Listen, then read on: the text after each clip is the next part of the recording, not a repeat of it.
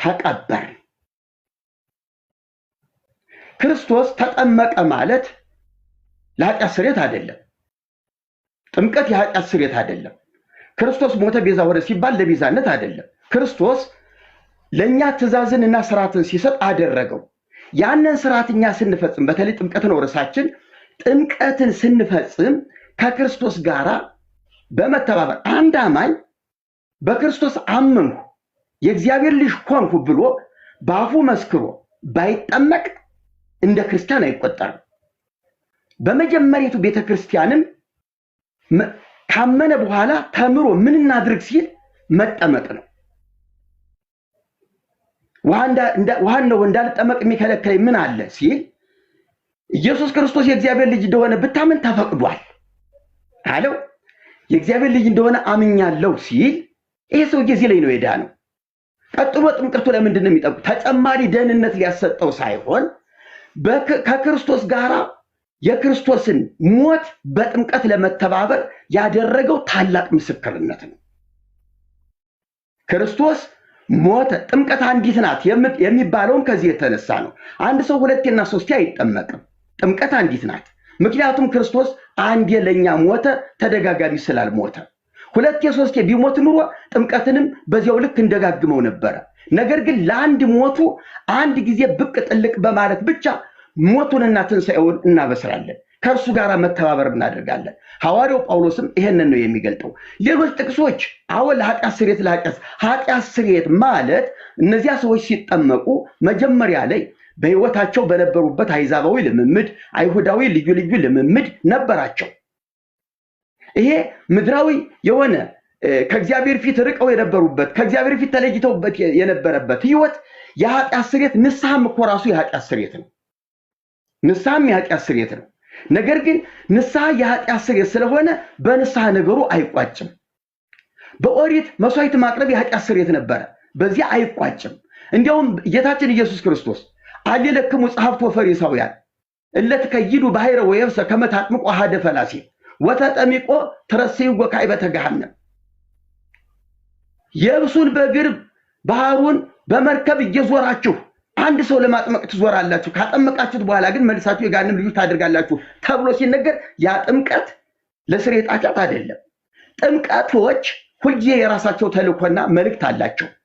አንድ ነገር ማረጋገጥ ያለብን ኢየሱስ ክርስቶስ እንኳንስ የኛ ጥምቀት ይቅርና የኢየሱስ ጥምቀት እንኳን ለኛ ቤዛችን አይደለም። ለኛ ቤዛችን አይደለም። የኢየሱስ ክርስቶስ ቤዛችን ሞቱ ብቻ ነው። በዘላለም ሊቀ ካህናትነት በዘላለም መስዋዕት በአብ ፊት ራሱን አቅርቦ በእግዚአብሔር ቀኝ ለዘላለም የተቀመጠ የተባለው ቤዛችን እዚያ ላይ ነው ያለው እንጂ በጥምቀት ቤዛነት፣ በቁርባን ቤዛነት፣ በንስሐ ቤዛነት የሚገኝ ከሆነ ቤዛነቱ ተሸርሽሯል፣ ተከፋፍሏል። ስለዚህ የትልቁ የመስዋዕቱ ስርዓትም ተዛብቷል ማለት ነው እና ለመስዋዕቱ ነው ትልቁ ክብር የሚሰጠው። ይሄ ማለት ግን አማኞች እያመኑ መጠመቅ፣ ከክርስቶስ ጋር መተባበር፣ ሞቱን መምሰል፣ በሕይወታቸው መገለጥ ግዴታቸው ነው። ሰዓት ጨርሰዋል ቃና። እሺ እናመሰግናለን። አንደኛውን ዙር ርዕሳችሁን ጠብቃችኋል ብዬ አስባለሁ። ጥሩ አድርጋችሁ ፈጽማችኋል። አሁን ወደ ሁለተኛው ዙር እሱ ምንድነው ቃና ያነሱት ላይ ኢዮባ ወንድማችን ሪፍሌክሽን ትሰጣለህ። እንደዚሁም ደግሞ ኢዮባ ያነሳው ላይ ቀጣይ ሲደርሶት እርስዎ ይሰጣሉ ማለት ነው። 5 ደቂቃ ነው አሁንም ያለው። ቀጥል ኢዮባ። እሺ እግዚአብሔር ያክብርልኝ። ቀጣይ ያነሷቸውን ሐሳቦች እንመልከት። የመጀመሪያው ሮሜ 6:4ን ጠቅሰዋል። ለድህነት የሚለው በነገራችን ላይ አስቀድሞ አወዛጋቢ ነገር እንደተናገሩ ልጠቁማችሁ እወዳለሁ። ለምን ከተባለ አዎ ለኃጢአት ስርየት የሚል በመጽሐፋችን ላይ አለ ይሉና መልሰው ግን ለኃጢአት ስርየት አይደለም ይላሉ። እንዴት ነው የሚለውን በኋላ በጊዜያቸው ያብራሩልናል። ወደ ሐሳቡ ስመጣ ሮሜ 6:4 ላይ ከቁጥር 3 ጀምሬ ላንብብላችሁ። ወይስ ከክርስቶስ ኢየሱስ ጋር አንድ ትሆኑ ዘንድ የተጠመቃችሁ ሁላችሁ ከሞቱ ጋር አንድ ትሆኑ ዘንድ እንደተጠመቃችሁ አታውቁምን ይላል። ስለዚህ ጥምቀት ከሞቱ ጋር አንድ ለመሆን ምን ያልነው ነው የተጠመቅነው ነው ማለት ነው። ከክርስቶስ ሞት ጋር አንድ የምንሆንበት ነው። ቁጥር 4 ላይ እንግዲህ ክርስቶስ በአብ ክብር ከሙታን እንደተነሳ ክርስቶስ እንዲሁ እኛም በአዲስ ሕይወት ስለተመላለስን አይልም። የሚለው እንድንመላለስ ነው። እንድንመላለስ ተጠመቅን ማለት የተጠመቅነው አሮጌውን ማንነት ትተን በአዲስ ህይወት ለመመላለስ ነው። ምክንያቱስ አዲስ ህይወት ስላላገኘን ነው አምላክ ሰው መሆን ያስፈለገው። አዲስ ህይወት ሊሰጠን የሰጠንን በምን ተቀበል ነው? በጸጋ መቀበያው በጥምቀት በኩል ማለት ነው። ስለዚህ ሮሜ 6 ለድህነት መሆኑን በተለይ የጥምቀት ቴዎሎጂ በደንብ የተብራራበት ነው። እንቀጥል። ከሞቱ ጋር አንድ እንሆን ዘንድ በጥምቀት ከእርሱ ጋር ተቀበርን ይላል። በአዲስ ህይወት ለመመላለስ ከሞቱና ከትንሣኤው ጋር መተባበር ያስፈልጋል። እርሱም በጥምቀት ነው። ሞቱን በሚመስል ሞት ከእርሱ ጋር ከተባበርን ትንሣኤውን በሚመስል ትንሣኤ ደግሞ ምን እንላለን? እንተባበራለን። በሞቱ የተባበረ ነው በትንሣኤው የሚተባበረው። ይህንን ደግሞ የምናገኘው እንዴት ነው? በጥምቀት። እሺ፣ ከዛ ምን የሚል ሐሳብ ተነሳ? ክርስቶስ የተጠመቀው ለኃጢአት ስርየት አይደለም የሚል ነገር አነሱ። ማን ነው ክርስቶስ የተጠመቀው ለኃጢአት ስርየት ነው ብሎ የተናገረ ነው ወይስ ራሱ ጥያቄ ፈጥሮቦት ነው የሚለው? እንግዲህ ፈጥሮቦት ከሆነ በዚሁ ልነግሮት እወዳለሁ። ኢየሱስ ኃጢአት የለበትም። ንጹሕ የእግዚአብሔር በግ ለመስዋዕት የቀረበ የእኛን መስዋዕት የተሸከመ እድፈት ወይንም ደግሞ ምንም ኃጢአት የሌለበት ከኃጢአት በቀር እኛን የመሰለ እንዲህ ያለ ሊቀ ካህን ይገባናል ብሎ በዕብራውያን ምዕራፍ 7 ቁጥር 26 ላይ የተናገረለት ጳውሎስ ንጹሕ ክርስቶስ ነው እና ለኃጢአት ስርየት ሊጠመቅ አይችልም። የዮሐንስ ጥምቀት ከተነሳ የሐዋርያት ሥራ ምዕራፍ 19 ላይ ሄደው ማንበብ ይችላሉ። ዮሐንስ ያጠምቅ የነበረው ለንስሐ ነው። ክርስቶስ ደግሞ ለእኛ የፈጸመልንን እርሱ ለኃጢአት ስርየት ተጠመቀ የሚል ሐሳብ እኛም አላነሳንም፣ ከየት እንደሰሙት ባላቅም ማለት ነው። ከዛን ባይጠመቅ እንደ ክርስቲያን አይቆጠርም የሚል ነገር በመሃል ላይ ሲናገሩ ሰማው። ሰው አምኖ ካልተጠመቀ ወይም ባይጠመቅ እንደ ክርስቲያን አይቆጠርም አሉ። እግዚአብሔር ያክብርልን። ውይይቱ እዚህ ጋር ነበር የሚያበቃው፣ ግን ሰዓቱን ጠብቀን እንጨርሰው በሚለው ነው እንጂ ሰው ከጥምቀት ከተለየ ክርስቶስን አልለበሰምና በእምነት ብቻ ሊድን አይችልም። ይሄ ፕሮቴስታንታዊ አስተምሮ ነው። ይሄ ፕሮቴስታንታዊ አስተምሮ ደግሞ በቤተክርስቲያን ታሪክ ውስጥም ትምህርት ውስጥም የለም። ከዛ ተመለሱ ነው የኛም ሐሳብ። የሚታደስ ነገር የለም፣ ራሳችሁን አድሱ የሚል መልእክት አዘል ነው ማለት ነው። ከዛን ጥምቀት ምስክርነት ነው ብለዋል። ጥያቄና መልስ ላይ ከየት እንዳመጡ ጠይቆታለሁ። ከዛን የኢየሱስ ጥምቀት ቤዛ አይደለም የሚል ነገር አነሱ። የኢየሱስ ጥምቀት የሚለውን ቅድም ስለመለስኩኝ ቤዛ የሚለውን ሐሳብ እንዴት እንደተረዱት ባላቅም ቤዛነትን ስናነሳ የክርስቶስ ቤዛነት ሰው ከመሆኑ ነው የሚጀምረው። ሰው ሳይሆን አይደለም መስቀል ላይ የተሰቀለው። ቤዛነት ምንድን ነው ከተባለ ክፍያነት ነው። ክፍያን ያገኘነው ደግሞ እርሱ ዘላለማዊ ቃል ዘላለማዊ አምላክ ከድንግል ሞት፣ ረሃብ፣ መገረፍ እነዚህ ነገሮች የሚስማሙትን መከራ መቀበል የሚስማሙትን ስጋ የራሱ አድርጎ በስጋ በኩል ነው መከራን የተቀበለልን ማለት ነው። ስለኛ የሞተው በስጋው ነው። እነዚህን ነገሮች ያደረገው ዘሎ ዕለተ ዓርብ በቃ ኢየሱስን ያወቅነው ዕለተ ዓርብ ነው አይደለም። መልአኩ መጥቶ የእግዚአብሔር ልጅ ትወልጃለሽ እሱም ደግሞ የዓለም መድኃኒት ነው ለዓለም ሁሉ መድኃኒት የሆነውን ትወልጃለሽ ብሎ ሲያበስራት ከብስራቱ ማነው ከጽንሰቱ ይጀምራል ማለት ነው ቤዛነቱ እንጂ መስቀል ላይ ብቻ ነው ብሎ በብቻ ካጠሩት አስቸጋሪ ይሆናል ማለት ነው። ይሄን ከየት እንዳመጡት በኋላ ላይም ስለምጠይቅ ማለት ነው።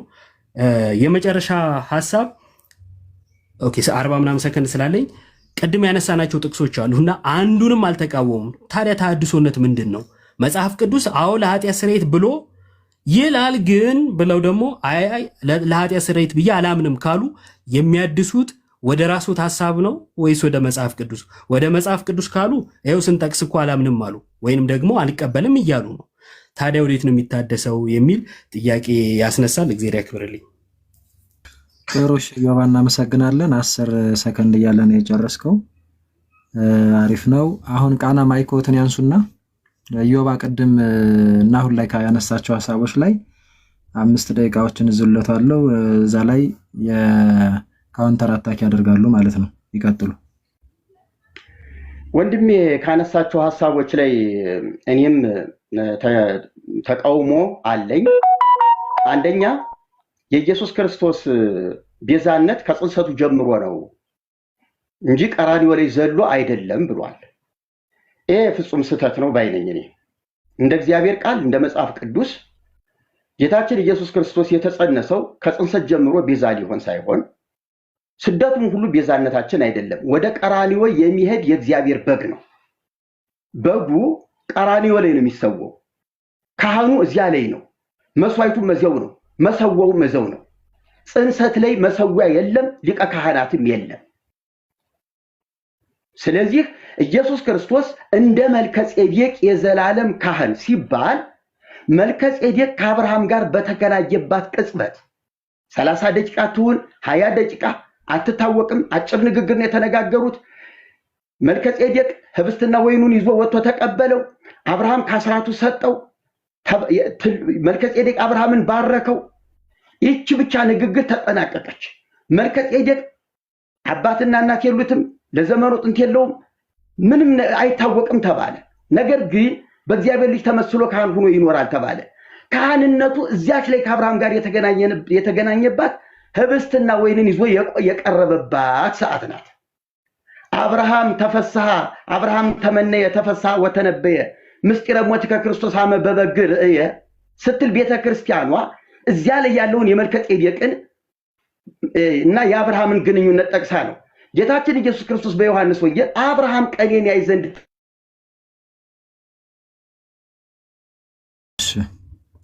ታብና ኮፕሊንኩን ከፍ አድርጉት እንዳይዘረግፈን። እሺ ሊቀ ጉባኤም ሚዩት አድርገው ነው ቁጭ ያሉትና አንዴ ራስዎትን አሳድጉና እዛ ላይ እስኪመጡ ታፕታፕ እናርግ። በትልቁ ይሆና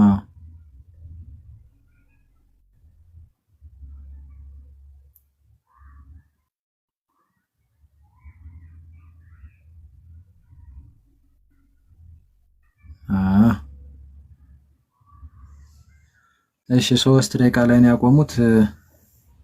ከስር ካሉ ምናልባት አንድ ቁጥር ይጻፉ ቃና ከስር ካሉ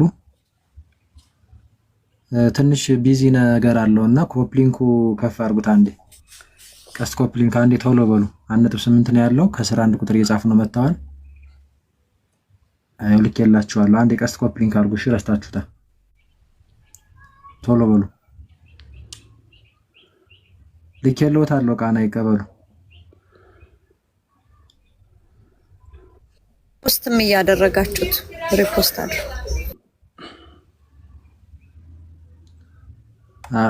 ልኬልዎታለሁ። ሜቢ ቢካሎት ገስት ይላኩ ወይ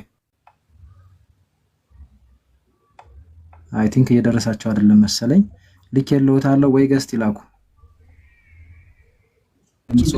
ሞዴሬተር ያለንና የሚቀጥሉ ካሉ አሁን ይቀጥሉ። 3 ደቂቃ ቀርቶታል። ይቀጥሉ። ጥምቀት ላይ ርዕሰ ጉዳዩን ጥምቀት ላይ አድርገው ይቀጥሉ። እሺ ስለዚህ ጌታችን ኢየሱስ ክርስቶስ እንግዲህ እንደገና ልድገመው መሰለኝ ጌታችን የተጠመቀውም ለራሱ ነው። በሱ ጥምቀት ልክ እንድንጠመቅ ቢያዝዝ ኑሮ 30 ዓመት ሳይሞላን በ40 ቀንና በ80 ቀንም እየተጠመቅን ያለነው ሳናምን እየተጠመቅን ያመነ የተጠመቀ ከሚለው ይልቅ የተጠመቀ ያመነ በሚል አካሄድ ነው እየሄድን ያለነውና ስርዓተ ጥምቀቱ ራሱ ትክክል አይደለም። ለጥምቀት የሚፈጸመው አፈጻጸሙ ስርዓቱ በቤተ ክርስቲያኒቱ ትክክል አይደለም። ይሄ የተዛባ ነው። ተሐድሶ ያስፈልገዋል፣ መታረም ያስፈልገዋል። ጌታችን ኢየሱስ ክርስቶስ ሲጠመቅም ሲጾምም የራሱን አካሄድ ጠብቆ ለመሄድ እንጂ መጾሜ ለእናንተ ቤዛ ነው፣ መጠመቄ ለእናንተ ቤዛ ነው ሊል አይደለም። እሱ እየገሰገሰ ያለው ወደ ቀራንዮ ነው። ቀራንዮ ለመድረስ የሚፈጽማቸውን ጉዞዎች ነው እያከናወነ የሄደው።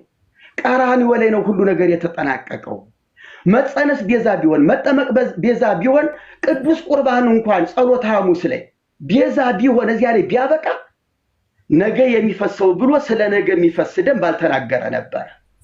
ስለዚህ ሁሉ ነገሩ አብ የተቀበለው የዘላለም መስዋዕት ቀራንዮ ነው እንጂ ጥምቀት ጋር ምንም የሚያገናኘው ነገር የለም። አሁን የኃጢአት ስርየት የምትሏት ከቤዛነት ጋር ልትቀላቅሏት ነው። የኃጢአት ስርየት በተለያየ መንገድ ኃጢአት ይፈጸማል፣ በተለያየ መንገድ ስርየት ይገኛል። ወንድሜን አስቀይሜው ኃጢአት ከሰራው እኮ ይቅር በማለትም የኃጢአት ስርየትን አገኛለሁ። ዋሽቼም እኮ ዋሸውኝ ብዬ ንስሐ ገብቼ የኃጢአት ስርየት አገኛለሁ። ይሄ ማለት ግን ቤዛነት አይደለም። ስለዚህ ተጠምቄ የኃጢአት ስርየት አገኘው ማለት የጸሎተ ሐሙስ ዕለት ወይም ደግሞ ቅዱስ ቁርባን ዛሬ ተቀብዬ የኃጢአት ስርየት አገኘው ማለት የዘላለም ቤዛነት አገኘው ማለት አይደለም። ቤዛነት ድግግሞሽ የለውም። በአንዱ በኢየሱስ ብቻ በእርሱ ብቻ የተከናወነ ስራ ነው። ማናችንም ጣልቃ የምንገባበት አይደለም። የኛ ስራ ድርሻ የለውም። ጥምቀታችን ስርዓት ነው። ከአብና ከመንፈስ ቅዱስ ከልጁም ጋር ህብረት ለማድረግ የምንፈጽመው ስርዓት ነው። ቤዛ ነው ካላችሁኝ የኃጢአት ስርየት የምትለዋና ቤዛነትን እንወያይባት። ብዙ የኃጢአት ስርየት ማግኛ መንገድ ስላለ፣ ስለዚህ እኔ የምለው ወንድሜ አሁን ቅድም ሁሉንም አንዱንም አልጠቀሰውም ማለት ስለጠቀስከው ጥቅሱን እኔ ራሴ እዚህ ቦታ ብዬ መድገም አስፈላጊ አይደለም። ነገር ግን ሐሳቡን ነው እኔ ደግሞ የምፈልገው ሐሳቡን። ለምሳሌ እኔ አሁን የጴጥሮስን ስለዚህም ጥምቀት ምሳሌ ሆኖ አሁን ያድነናል ብለኛል። እሱን ክፍል እስቲ እንደው ተስማምተን በጋራ ጊዜ ያንተም ጊዜ የኔም ጊዜ ሳይሆን በጋራ ጊዜ አውጥተን እናንብበው፣ ወይም ደግሞ ካስፈለገ በእኔ ጊዜ ነው ያነበዋለሁ። አመሰግናለሁ። እኛም እናመሰግናለን። ቃና በሰዓት ነው የጨረሱት። 1-3 ሰከንድ ሲቀር አሪፍ ነው። እሺ አይ ቲንክ ጥያቄና መልስ ላይ ነው የደረሳችሁት። አሁን ቃናም ማይክዎትን እንደተነሳ ነው በየው ማይክን ታነሳና ጥያቄ 10 ደቂቃ ዛለሁኝ። ለጥያቄ 10 ደቂቃ ነው ቅድም ያልኳችሁ የነበረው የተስማማችሁት እና 10 ደቂቃ ትጠይቃችኋለህ። ቃናም ያው አጭር መልስ ከሆነ የሚፈልገው አጭር መልስ ይሰጣሉ፣ ማብራሪያ ከሆነ የሚፈልገው ማብራሪያ ይመልሳሉ ማለት ነው። ኋላም ኢዮባ በተራው እንደዛ ያደርጋል። ስለዚህ ኢዮባ ዝግጁ ነህ? ዝግጁ ነኝ። ቃና ማይኮትን ያንሱና ጥያቄ እና መልስ ስለሆነ 10 ደቂቃ ጠይቆት ከዛ 10 ደቂቃ ደግሞ በኋላ ላይ ይዤሎት እርሶ ይጠይቁታል። ጥምቀት ላይ ትኩረት አድርጋችሁ በተለይ እንደዛ ተጠያይቁ። እሺ አስጀምረዋለሁ። ቀጥል ኢዮባ። እሺ እግዚአብሔር ያክብርልኝ። ኢየሱስ የተጠመቀው እርሶ ስላነሱት ነው እንጂ ኢየሱስ ጥምቀት አልነበረም ርዕሱ። ያው ብዙ ትንሽ የተወሰኑ ከርዕስ ወጣ ብለውብኛል፣ ችግር የለውም። ኢየሱስ የተጠመቀው ለራሱ ነው ብለዋል። ምን ሊያገኝ ለራሱ? አጭር መልስ ምን ሊያገኝ? ኢየሱስ የተጠመቀው ለራሱ ነው ብለዋል እኮ። ለራሱ ሲጠመቅ ምን ሊያገኝ? ለንስሐ ነው የተጠመቀው፣ ንስሐ ሊገባ ሲጀመር ለኃጢአት ስርየትም አይደለም። ኢየሱስ የተጠመቀው ከዓለም ለመለየትና የአብ ልጅ መሆኑን ለመግለጥ መስቀልን ደግሞ የቀራንዮን መስቀል ለመሸከም ነው የተጠመቀው። ከዓለም ለመለየት መጠመቅ መለየት ነው። እሺ ከዓለም ለመለየት ነው የተጠመቀ የሚለውን ያሳዩኝ ማስረጃ። ኢየሱስ ከዓለም ለመለየት ተጠመቀ የሚል ማስረጃ። አውዱን እኮ ነው የምትረዳው። የግድ ለእያንዳንዷ ቃል ጥቅስ መጠበቅ አለብህ እንዴ? ኢየሱስ ከዓለም ለመለየት ተጠመቀ የሚል ጥቅስ አታገኝም። እሺ ወደ ቀጣይ ጥያቄ ልሂድ። እሺ ጥምቀት ምስክርነት ነው ብለው ነበር። ማስረጃ የቱ ጋር ነው ምስክርነት የተባለው? ጥምቀት ምስክርነት ነው የተባለው የቱ ጋር ነው? ቅድም ምስክርነት ነው ብለው ነበር። ጳውሎስ እኮ የገለጠው ሮሜ 6 ላይ ከእርሱ ጋር ለመተባበር በጥምቀት ተቀበርን ሲል መተባበር ነው። መተባበርማ ትክክል እስማማለሁ። እኔ ምስክርነት ነው የሚለውን ነበር የጠየቅኩት። የለም እሺ የተሐድሶ አንድ ሰነድ እንዲያሳዩኝ ይፈልጋለሁ። ጥምቀት ለኃጢአት ስርየት ነው የሚል የተሐድሶ የእምነት መግለጫ አለ? የለም። እሺ እርስዎ ጥምቀት ለኃጢአት ስርየት ነው ብለው ያምናሉ? ለኃጢአት ስርየት ይሆናል፣ ቤዛነት ግን አያሰጥም። ስለ ቤዛነት አልጠየቅኩም። ለኃጢአት ስርየት ነው ብለው ያምናሉ እርስዎ? አያሰጥም። የኃጢአት ስርየት አያሰጥም? ይኸውልህ ለኃጢአት ስርየት ያሰጣል፣ ይቅርታ፣ ቤዛነት አያሰጥም። ለኃጢአት ስርየት ግን ይሆናል ነው ያልኩኝ። እሺ የአባቶችን ትምህርት ይቀበላሉ? የምቀበለውም አልቀበለውም አለ የሚያስገድደኝ ይሄ መብቴ ነው። ንጹሑን መርጬ እንደ እግዚአብሔር ቃል እቀበለዋለሁ። ለምሳሌ ቅዱስ ጎርጎርዮስ ዘኑሲስ በእንተ ጥምቀት ስለ ጥምቀት ባስተማረበት ትምህርቱ ላይ ጥምቀት ከኃጢአት የሚያነጻ ነው ይላል። ይቀበሉታል? አልቀበለውም። ቅዱስ ቄርሎስ ቆይ የኔ ሰዓት ነው። ቅዱስ ቄርሎስ ዘኢየሩሳሌም እርሱም በእንተ ጥምቀት ስለ ጥምቀት ባስተማረበት ላይ 3ኛው ምዕራፍ ቁጥር 10 ላይ ማንም ሰው ካልተጠመቀ በቀር መዳንን አያገኝም ይላል። ይቀበሉታል? አልቀበለውም። አይቀበሉም። እሺ ወደ ቀጣይ ጥያቄ ልምጣ። ጴጥሮስ በአንደኛ ጴጥሮስ ምዕራፍ 3 ቁጥር 21 ላይ ይህም ውሃ ማለት ጥምቀት ፖዞናል። ይህም ውሃ ማለት ጥምቀት ምሳሌ ሆኖ አሁን ያድነናል ይላል። ያድነናል ያለው ምንድን ነው? ምንን ያድነናል ያለው? እሱን ነው አንተን የምጠይቅህ። አንተ የጠቀስከው ጥቅስ ስለሆነ እዚህ ላይ አንተ እንድታብራራልኝ እጠይቅሃለሁ። እሺ አብራራለሁ። ለእኔ ግን ይመልሱልኝ። ያድነናል የተባለው ምንድን ነው? የእርሶን ውሃው ነው። ውሃው ያድነናል ብለው ያምናሉ እርሶ? ይኸውልህ አንተ ቃል በቃል እያዳንዱ ስትሄድ ያድነናል አያድነንም፣ ያድነናል አያድነንም ከምን እንደሚያድን ይኸውልህ ብለው ያምናሉ እርሶ? ከምን ላይ እንመጣለን?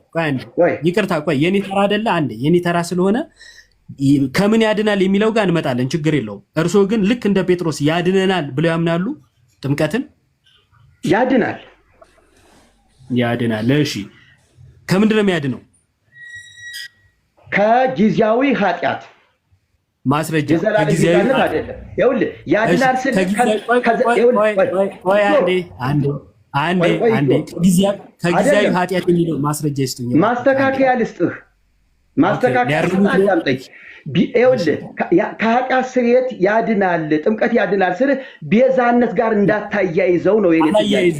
አላያይዘው። አሁን ደግሞ የኃጢአት ስርየት ያስገኛል አሉ። እሺ ከምን ያድናል የሚለውን ከጊዜያዊ ኃጢአት ብለዋል። እስኪ ማስረጃ ይስጡኝ። ከጊዜያዊ ኃጢአት የሚለው ቤዛ ስለማይሆን ጊዜያዊ ያልኩት ቤዛ ስለማይችል ከጊዜያዊ ኃጢአት የሚል ማስረጃ። እኔ ጥምቀት ቤዛ ይሆናል የሚል ክርክር አልተከራከርኩም። እርስዎ ነው ከቅድም ጀምሮ እሱ የሚያወሩት ማስረጃ የለው። እሺ ቆይ ችግር የለም፣ ወደ ቀጣይ ልሂድ። ዮሐንስ ወንጌል ምዕራፍ 3 ላይ ሰው ዳግመኛ ከውሃና ከመንፈስ ካልተወለደ በቀር ወደ እግዚአብሔር መንግስት ሊገባ አይችልም ይላል። ስለዚህ ወደ እግዚአብሔር መንግስት ለመግባት ከውሃና ከመንፈስ መወለድ ያስፈልጋል ብለው ያምናሉ? በመንፈስ ከተወለደ ከውሃ ተወልዶ አዎ ልክ ነው። ሁለቱንም ማከናወን አለበት። ከውሃና ከመንፈስ መወለድ አለበት።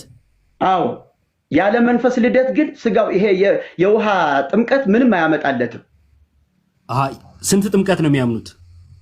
የመንፈስ ጥምቀትና የውሃ ጥምቀትን ሁለቱን እኮ ከመንፈስና ከውሃ ሲል እኮ ሁለት በመንፈስ የሚሆንና በስጋ የሚሆን እየነገረህ ነው። ስለዚህ ሁለት ጥምቀት ነው የሚያምኑት። የማይታይና የሚታይ ጥምቀት፣ በእምነት የሚሆን ጥምቀት አለ፣ በስጋ የሚጠጣው ጥምቀት አለ። እሺ የሚታይና ማይታይ ጥምቀት አለ ብለውኛል። ማስረጃ ማይታየውን ጥምቀት በማስረጃ ያሳዩኝ። ራሱ ከመንፈስና ከውሃ ሲል እስኪ የመንፈስን ጥምቀት አስረዳኝ አንተ። ከመንፈስ መወለድ ማለት ምን ማለት ነው?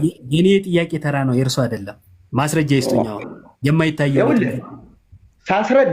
ሳስረዳህ ከመንፈስና ከውሃ ካልተወለደ ሲል ሰው ከመንፈስ መወለድ መጀመሪያ መቅደም አለበት፣ ማመን ማለት ነው። ቀጥሎ የውሃ ደግሞ ጥምቀት የውሃን መወለድ ማግኘት አለበት። አንዴ ከመንፈስ መወለድ ማለት ማመን ማለት ነው። እንደዛ ብሎ የፈታ የቤተክርስቲያን አባት አለ? የግድ ቄርሎስ ወይም ደግሞ ዮሐንስ ማለት አይጠበቅብኝም። ኦኬ እኔ ራሴ መጽሐፍ ቅዱስን ከተረዳሁት እኔ እነግርሃለሁ፣ ተረጉምልሃለሁ። እሺ ቄርሎስም ዮሐንስም ሳንል ጽጌን መቀበል ግዴታ አለብንም እያሉኝ ነው። መጽሐፍ ቅዱስን ትቀበለዋለህ? መጽሐፍ ቅዱስ ላይ ያሳዩኛ። እሺ ከመንፈስ የተወለደ መንፈስ፣ ከውሃ የተወለደ ውሃ ነው ልበልህ? እሱን አልጠየቅኩትም። ልበልህ ብለው ቆይ እንጂ እንዴ አይደለም። ከመንፈስ መወለድ ማለት ማመን ነው ሲሉ ማስረጃ ነበር የጠየቅኩት። ይኸውልህ ሰው እኮ አንድ ሰው አመንሁ ሲል እኮ ላመኑትና ለተቀበሉት የእግዚአብሔር ልጆች ሆኑ ዘንድ ስልጣን ሰጣቸው ነው የሚለው። ሰዓቴ ሳያልቅ ወደ ቀጣይ ጥያቄ ልሂድ። የተሐድሶ እንቅስቃሴ በጥምቀት ዙሪያ ወደ የትኛው ዘመን እንዲሄድ ይፈልጋሉ? ወይንም ወደ የትኛው ዘመን እንድንታደስ ይፈልጋሉ? ስለ ጥምቀት ነው ያነሳሁት። ወደ ሐዋርያትና ወደ ጌታ ወደ ቅዱስ ወንጌሉ። እሺ ከሐዋርያትና ከወንጌል ጥምቀት አያድንም፣ የኃጢአት ስርየት አያስገኝም የሚል አንድ ማስረጃ ይስጡኝ። የኃጢአት ስርየት እንዳለ ነግሬሃለሁ። ኦኬ ቅድም ደግሞ አያስገኝም አሉ። ተወዛገብኩቦት እኮ። ቤዛነትን አያሰጥም ማለትና የኃጢአት ስርየት አያስገኝም ማለት ልዩነት አላቸው። እሺ ችግር የለውም። በፕሮቴስታንት ውስጥ ያሉ ሉትራኖች ጥምቀትን ቤዛ ይሉታል። በተለይ የሉተር ካቴኪዝም ላይ ጥምቀትን ቤዛ ብሎ ይጠራዋል። ይቀበሉታል? እኔ ከዚያ ቤት አይደለሁም። ስለዚያ ቤት አስተምሮ ማውቀው የለኝም። እንደዛ ከሆነ ከእናንተ ማህበር በተለይ ከፕሮቴስታንት ከተሐድሶ አቀንቃኞች ዋነኛ ከሚባሉት ውስጥ አንዱ አቀንቃኝ የሚለውን ጨዋነት የጎደለው ቃል ብታስተካከለው ጥሩ ነው። ምክንያቱም እኔንም እንድናገር ትጋብዘኛለህ። ይቅርታ አቀንቃኝ ያልኩት ያው ደጋግሞ ከማንሳት አንጻር ለማለት ነው። በጣም ይቅርታ። የእርሶ ወዳጅ ይመስሉኛል አቶ ጌታቸው በመካነ ኢየሱስ ቸርች ተገኝተው ሲያስተምሩ ተመልክቻለሁና ከጠየቁኝ ማስረጃ አሳዩታለሁ። ባለፈው ማሳይችሁት ነበረ ቴዲ ቤት። ካልተቀበሉት ለምንድን ነው የእናንተ አባል እዛ ተገኝተው ማስተማር ያስፈለጋቸው? የመካነ ኢየሱስን ትምህርት ካልተቀበላችሁ? ይገርምሃል፣ አንተ አንዱን ቪዲዮ ብቻ ነው ያየው። እኔ ደግሞ ሙሉውን የፕሮቴስታንት አብያተ ክርስቲያናትን ጉባኤ ሂጄ ቁሜ አስተምሬባቸዋለሁ። እኔ ራሴ ምስክር ልንገርህ። የማስተምረው ግን የኢትዮጵያ ኦርቶዶክስ ተዋሕዶ ቤተክርስቲያን ተሐድሶ ያስፈልጋታል እንጂ መፍረስ የሚባል ወይም አሕዛብ የምትሉትን ነገር አስተካክሉ ለማለት ግንዛቤ ለመስጠት ነው። እሺ ችግር የለውም። ከቤተ ክርስቲያን የወጣ ይሁን እንጂ የትም ሄደው እምነታችሁ ባይመሳሰል እንኳን ህብረት እንደምታደርጉ ነው የነገሩን። እናመሰግናለን። ከመጽሐፍ ቅዱስ ላይ ግን እንደዚህ አይነት ትምህርት አላገኘንም። እሺ ወደ ቀጣይ ጥያቄ። መስጊድ ሄደህ አታስተምርም እንዴ አንተ? እስካሁን አልሞከርኩትም። እንግዲህ የእርሶን አይቼ እከተል ይሆናል። እሺ ወደ ቀጣይ ጥያቄ ልሂድና የተሐድሶ የእምነት መግለጫ ስለ ጥምቀት የሚያወራው ነገር አለ? ምን አለ?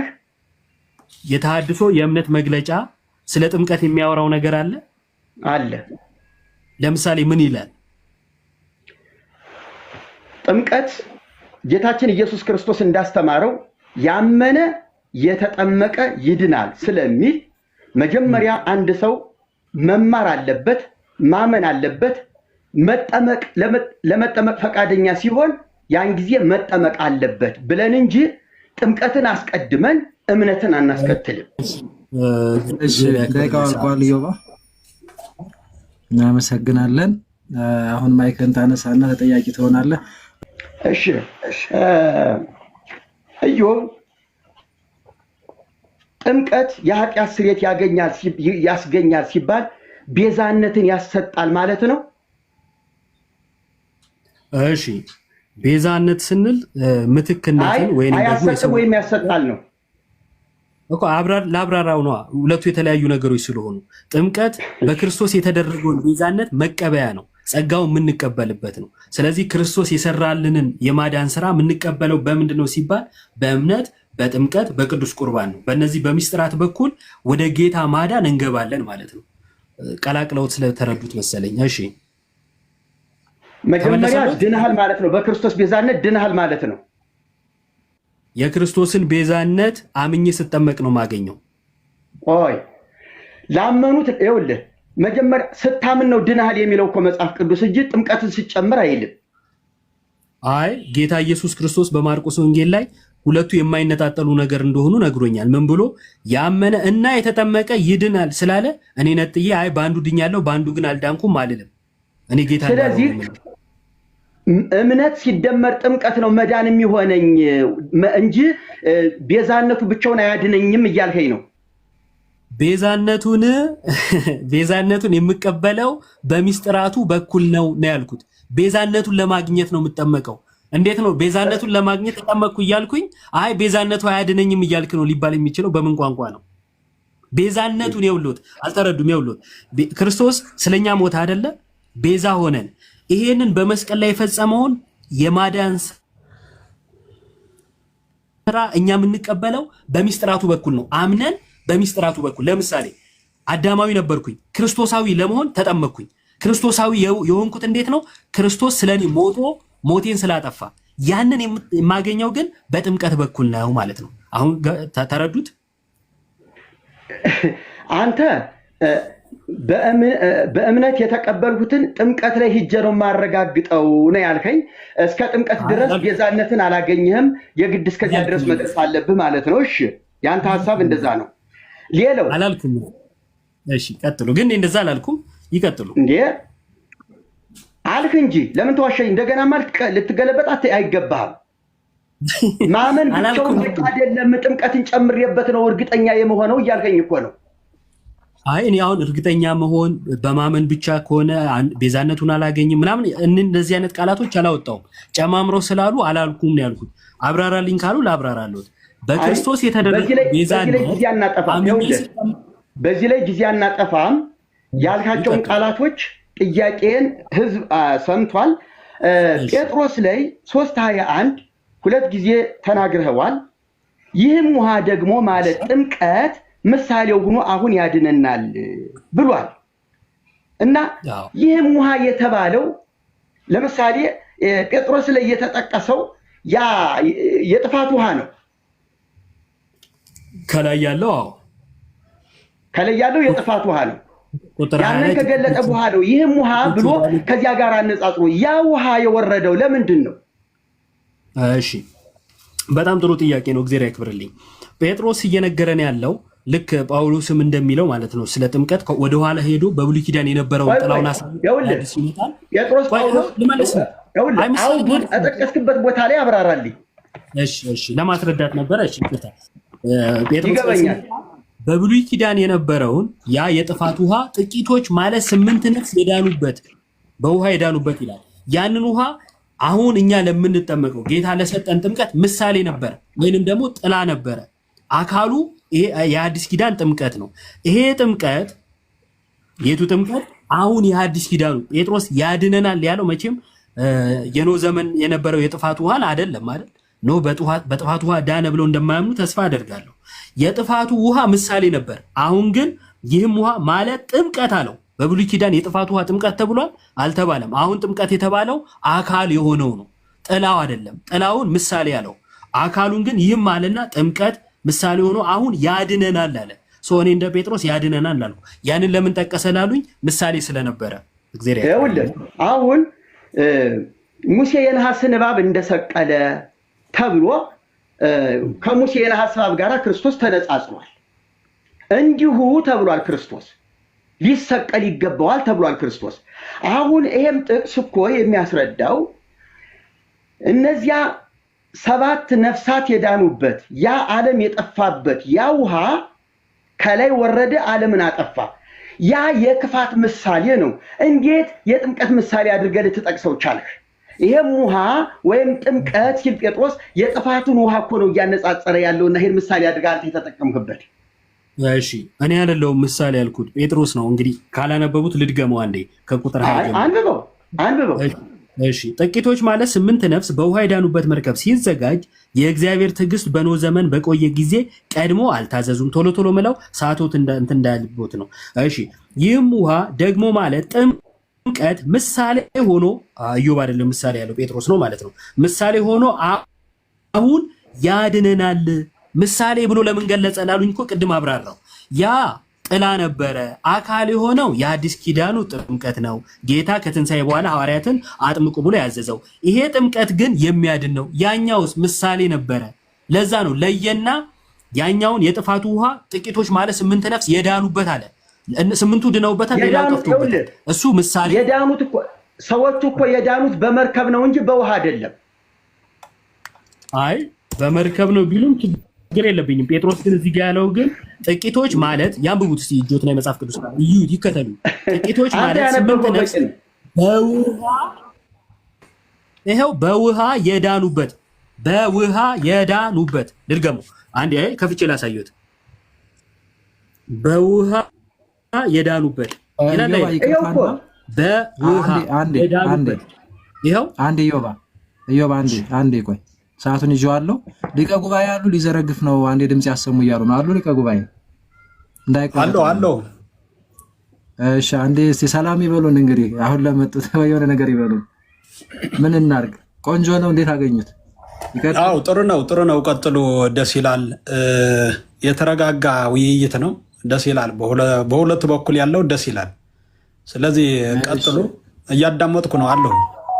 እሺ አባታችን ማይኳን እንዳታስተጋባይ እንኳንና በቃ እንትን እንላለን። እየጨረስን ነው። በጣም ቆንጆ ውይይት ያደረጋችሁ ነው። ቀጥሉ። ይቅርታሽ እንዳይዘረግፍ ብዬ ነው የጠራኋቸው። አሁን ይቀጥሉ። የደቂቃውን አስጨምረዋለሁ። ይኸውልህ ኢዮብ አሁን ሐሳብህን ግልጽ እንድታደርግልኝ አሁን የጠቀሰው ይሄ የጴጥሮስ መልእክት ላይ ሰዎች የዳኑት ጥፋቱ የመጣው የጥፋት ውሃ ነው። ሰዎችን ሊያጠፋ ነው የመጣው። የዳኑት ግን በመርከብ ነው። ጥቂቶቹ ነፍሳት በመርከብ ነው የዳኑት።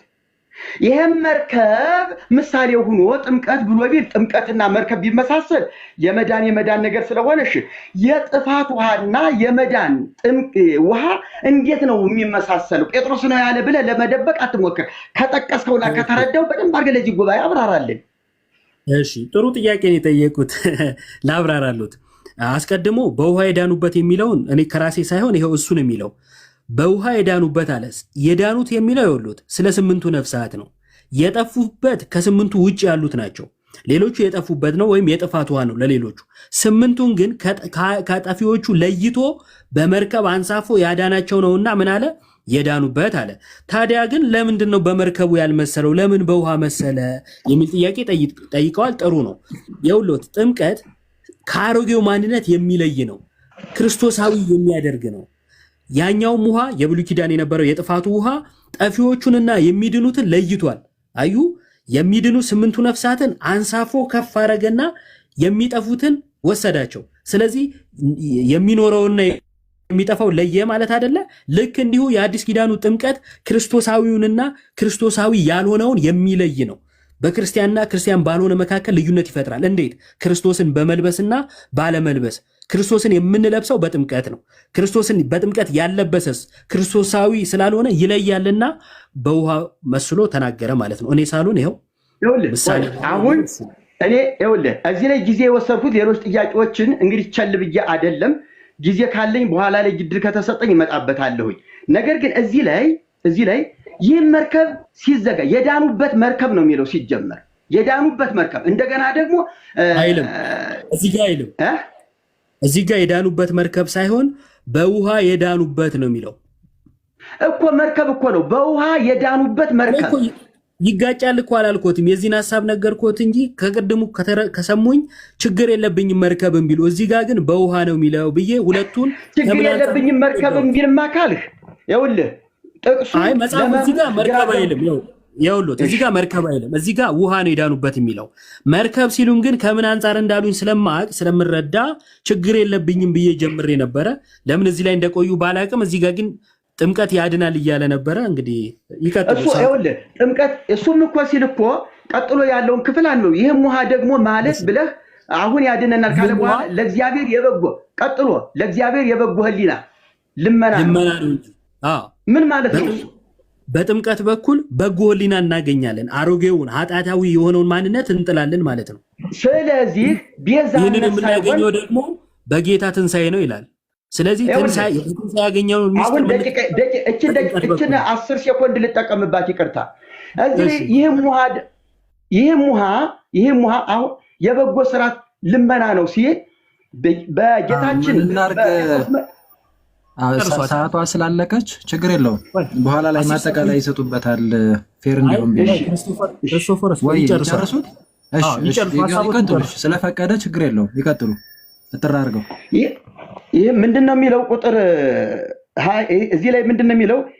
የሰውነትን ይህም ሆኖም አሁን ያድናል የሰውነትን እድፍ ይቅርታ ለእግዚአብሔር ጥቂቶች ማለት 8 ነፍስ በውሃ የዳኑበት መርከብ ሲዘጋጅ የእግዚአብሔር ትዕግስት በኖህ ዘመን በቆየ ጊዜ ደግሞ አልታዘዙም። ይህም ውሃ ደግሞ ማለት ጥምቀት ምሳሌ ሆኖ አሁን ያድነናል የሰውነትን እድፍ ማስወገድ አይደለም ማለት።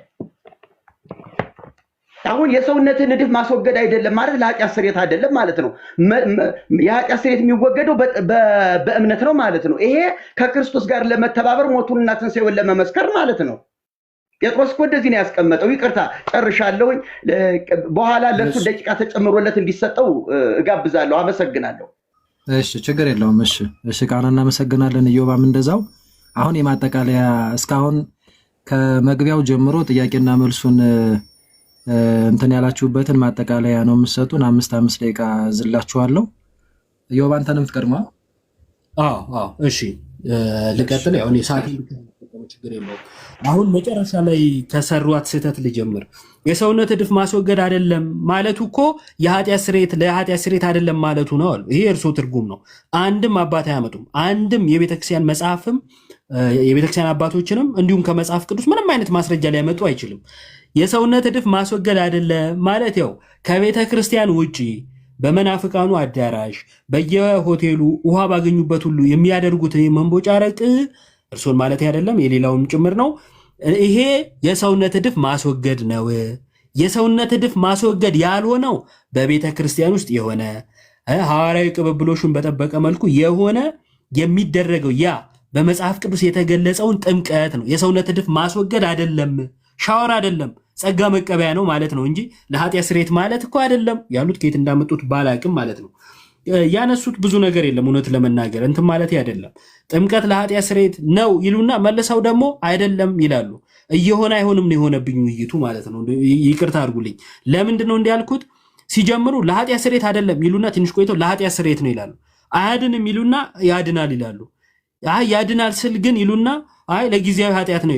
እሺ ማስረጃ የለም። እንደዚህ ነው የሆነብንና ተሐድሶ ማለት ቤተክርስቲያን ወደ ቀደመ ትምህርቷ ትመለስ ከሆነ የቀደመ ትምህርት ሲጠየቁ ማመን ነበረበት።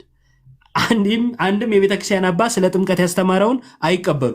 የሚቀበሉት ካለ እከሌ የሚባል የቤተክርስቲያን አባት ስለ ጥምቀት ያስተማረውን እቀበላለሁ ብለው ይጥቀሱ። እኔ ጊዜ እሰጣለሁ በኋላ ማለት ነው። ምንም ችግር የለም። ደቂቃ ቢያንሶትም ቅድም የጠቀስኳቸው አባቶች ነበሩ። ቅዱስ ጎርጎርዮስ ዘኑሲስ ስለ ጥምቀት ያስተማረውን ጥምቀት ከኃጢአት ያነጻል ይቀበላሉ ስላቸው አይቀበሉም። ቅዱስ ቄርሎስ ዘኢየሩሳሌም ደግሞ ማንም ሰው ካልተጠመቀ በቀር መዳንን አያገኝም ይላል። ይቀበላሉ? አይ አልቀበልም ይላሉ። ታዲያ ወደ የትኛው አባት ወደ የትኛው ቤተክርስቲያን ታሪክ ነው የሚመልሱን? ቤተክርስቲያን በታሪኳ ጥምቀትን ከድህነት ለይታ አያድንም ብላ አታቅም። ሐዋርያት እንደዛ አላስተማሩም። ጌታ አላስተማረም። ሐዋርያን አበው አላስተማሩም። ማንም እንደዛ ያስተማረ የለም። እርሶ ግን ከየት እንዳመጡት አላቅም። ይሄ ከማርቲን ሉተር በኋላ ዙንግልና የመሳሰሉት የሚያነሱት ሐሳብ ነው። ማርቲን ሉተር እንኳን እንደዛ አያምንም። ብዙ ጊዜ ፕሮቴስታንቱ አዳራሽም ችግር የለውም ሄደን እናስተምራለን ስላሉ እነሱን ያነሳሁት ከርዕሱ ውጭም ከመሰሉት ይቀራል። ወደ ቤዛነት ልምጣ። ቅድም ስላነሱት ጥምቀት ቤዛነት አይደለም እያሉ ደጋግመው ይናገራሉ። ጥምቀት ቤዛነት ነው አላልንም። ያልነው ምንድን ነው? በክርስቶስ የተደረገውን ቤዛነት መቀበያ ነው። ይህ ምስጢር ጸጋ መቀበያ ነው ነበር ያልነው። እንግዲህ ሳይረዱት መሰለኝ የጴጥሮስ ላይ ያድናል ብለዋል። እንደ ጴጥሮስ እንደማያምኑ ነግረውናል። የዮሐንስ 3 ላይ ደግሞ ምን አይነት ነገር ተናገሩ? ዮሐንስ 3:5 ላይ ከመንፈስ መወለድ ማለት ማመን ነው አሉ። ከመንፈስ መወለድ ማመን የሚል ማስረጃ አለዎት? የለም። ከራስዎት ነው። ስለዚህ ልቀበል አልችልም ማለት ነው። እኔ አባቶች ያስተማሩትን ነው የምቀበለው። አንድም የቤተክርስቲያን አባት ይህንን ክፍል ዮሐንስ 3:5ን ከጥምቀት ለይቶ አላስተማረም። ከድነት ውጭም አድርጎ አላስተማረም ማለት ነው። ቤዛነቱ ስቅላቱ ላይ ብቻ ነው፣ መስቀል ላይ ብቻ ነው የሚል ነገር ተናገሩ። ስለዚህ ክርስቶስ የተቀበለው መከራ እስከ መስቀል እስኪደርስ ድረስ ያለው መከራ ከቤዛነቱ ነጠሉት ማለት ነው። እንዲህ አይነት ነገር የለም። ድንግል ማርያም የወለደችው የዓለምን መድኃኒት ነው። ዮሐንስ መጥምቀ መለኮት ቅዱስ ዮሐንስ ኢየሱስ ወደ እርሱ ሲመጣ አይቶ የዓለምን ኃጢአት የሚያስወግድ የእግዚአብሔር በግ አለ። ገና ሲመጣ ነው ያየው፣ መስቀል ላይ አይደለም ያየው ዮሐንስ። አዩ ማርያም ስትወልደው የዓለምን ኃጢአት የሚያስወግደውን በግ ነው የወለደችው። ጌታ ኢየሱስን ነው የወለደችው። የተወለደው እርሱ ቤዛ ነው። የተወለደው እርሱ አዳኝ ነው። አዳኙን ወልደዋለች። መስቀል ላይ ብቻ ከሆነ 33 ዓመት ለምን ተመላለሰ? ለምን ወንጌልን ለሐዋርያቱ አስተማራቸው? ለምን ሐዋርያትን መርጦ ላካቸው? ዝም ብሎ ዕለተ ዓርብ ተገኝቶ ተሰቅሎ ለምን አላበቃም ጉዳዩ? ይሄ ከቤተ ክርስቲያን ታሪክ እንደው መጽሐፍ ቅዱስንም ያነበበ የማያነሳው እኔ በጣም የተሳሳተ አመለካከት ነው። ለጌታ ለኢየሱስ ክርስቶስ ያላችሁንም አመለካከት እንደው ሰብሰብ ብላችሁ ምንድነው እንደ ተሐድሶ ብትመለከቱት ጥሩ ነው ብዬ አስባለሁ። ይህን ለምን አነሳው? በቅርቡ ባደረጉት ኢንተርቪው ላይ አንዳንድ ትምህርቶቻችሁ ላይ ገና እየሰሩ ያሉት ነገር እንዳለ ገና እየተሰራ እንደሆነ ስለነገሩን ማለት ነው። ይህንንም ክርስቶስ ላይ ያላችሁንም ነገር ብታዩት ጥሩ ነው ለማለት ነው።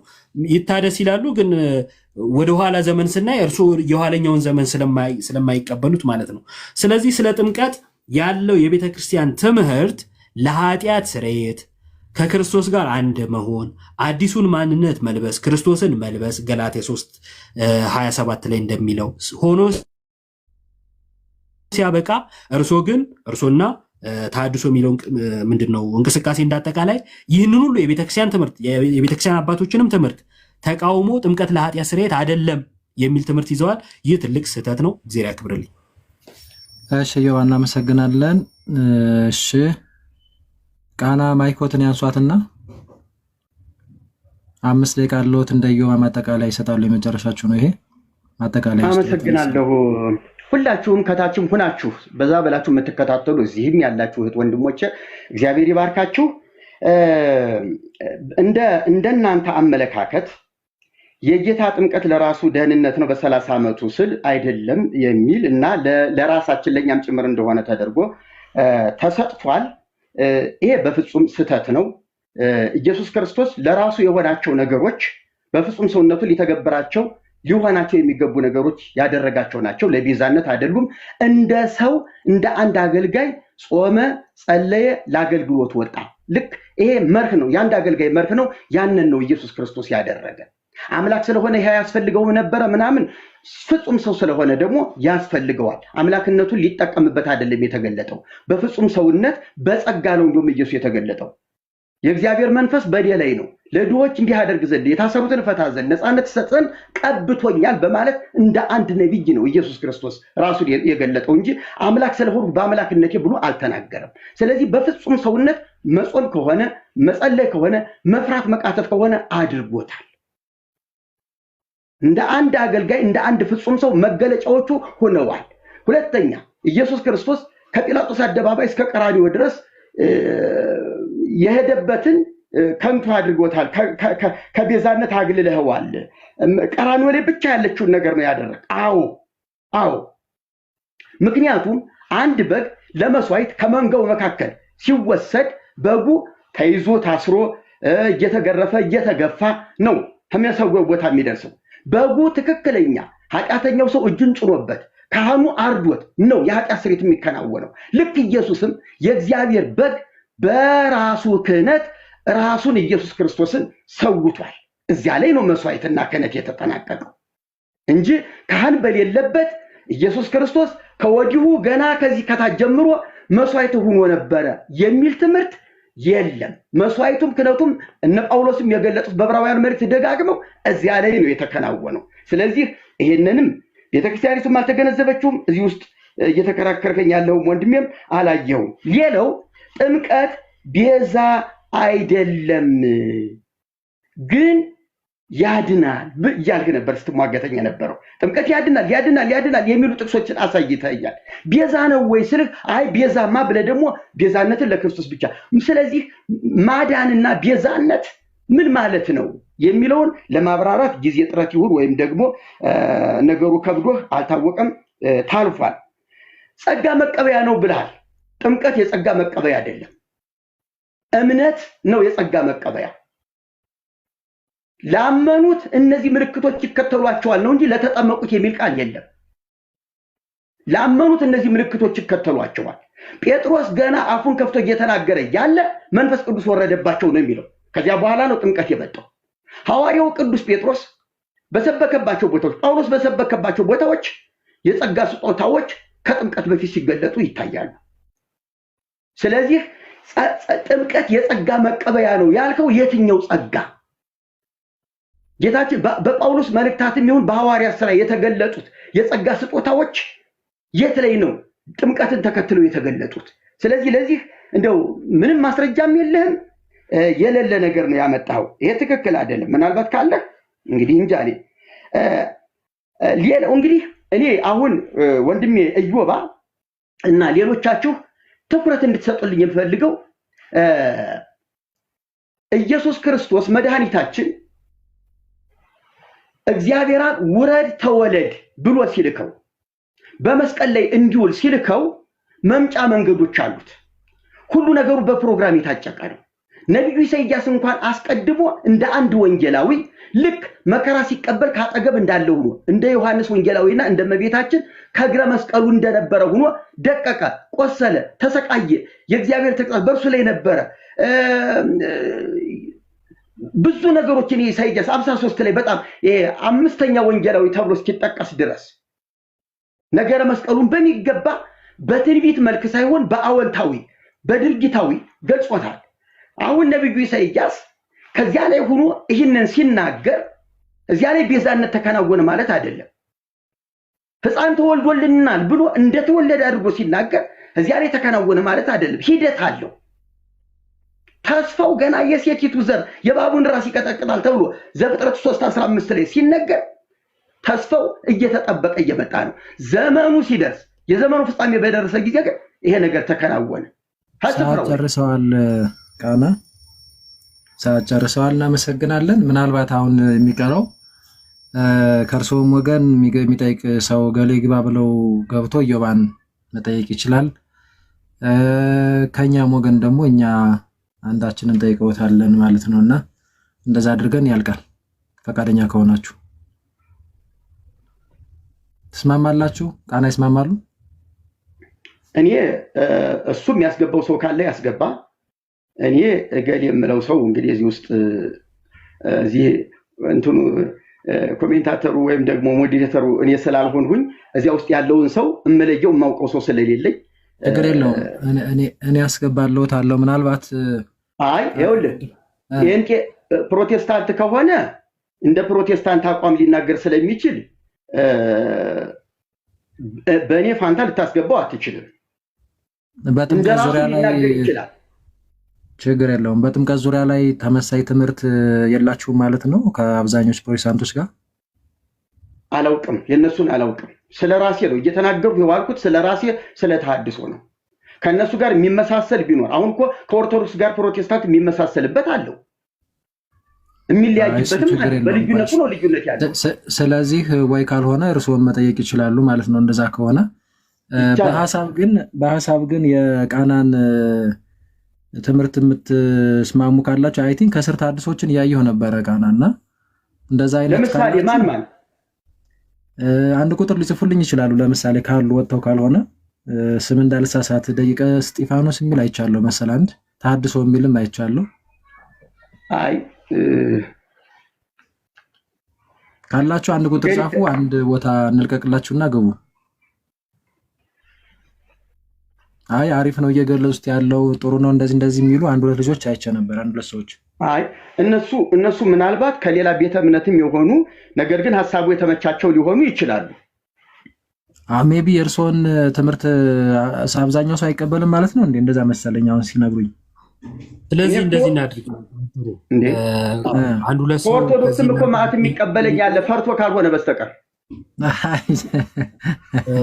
ችግር የለም። ያው አቀጥል እስቲ ምን ነው?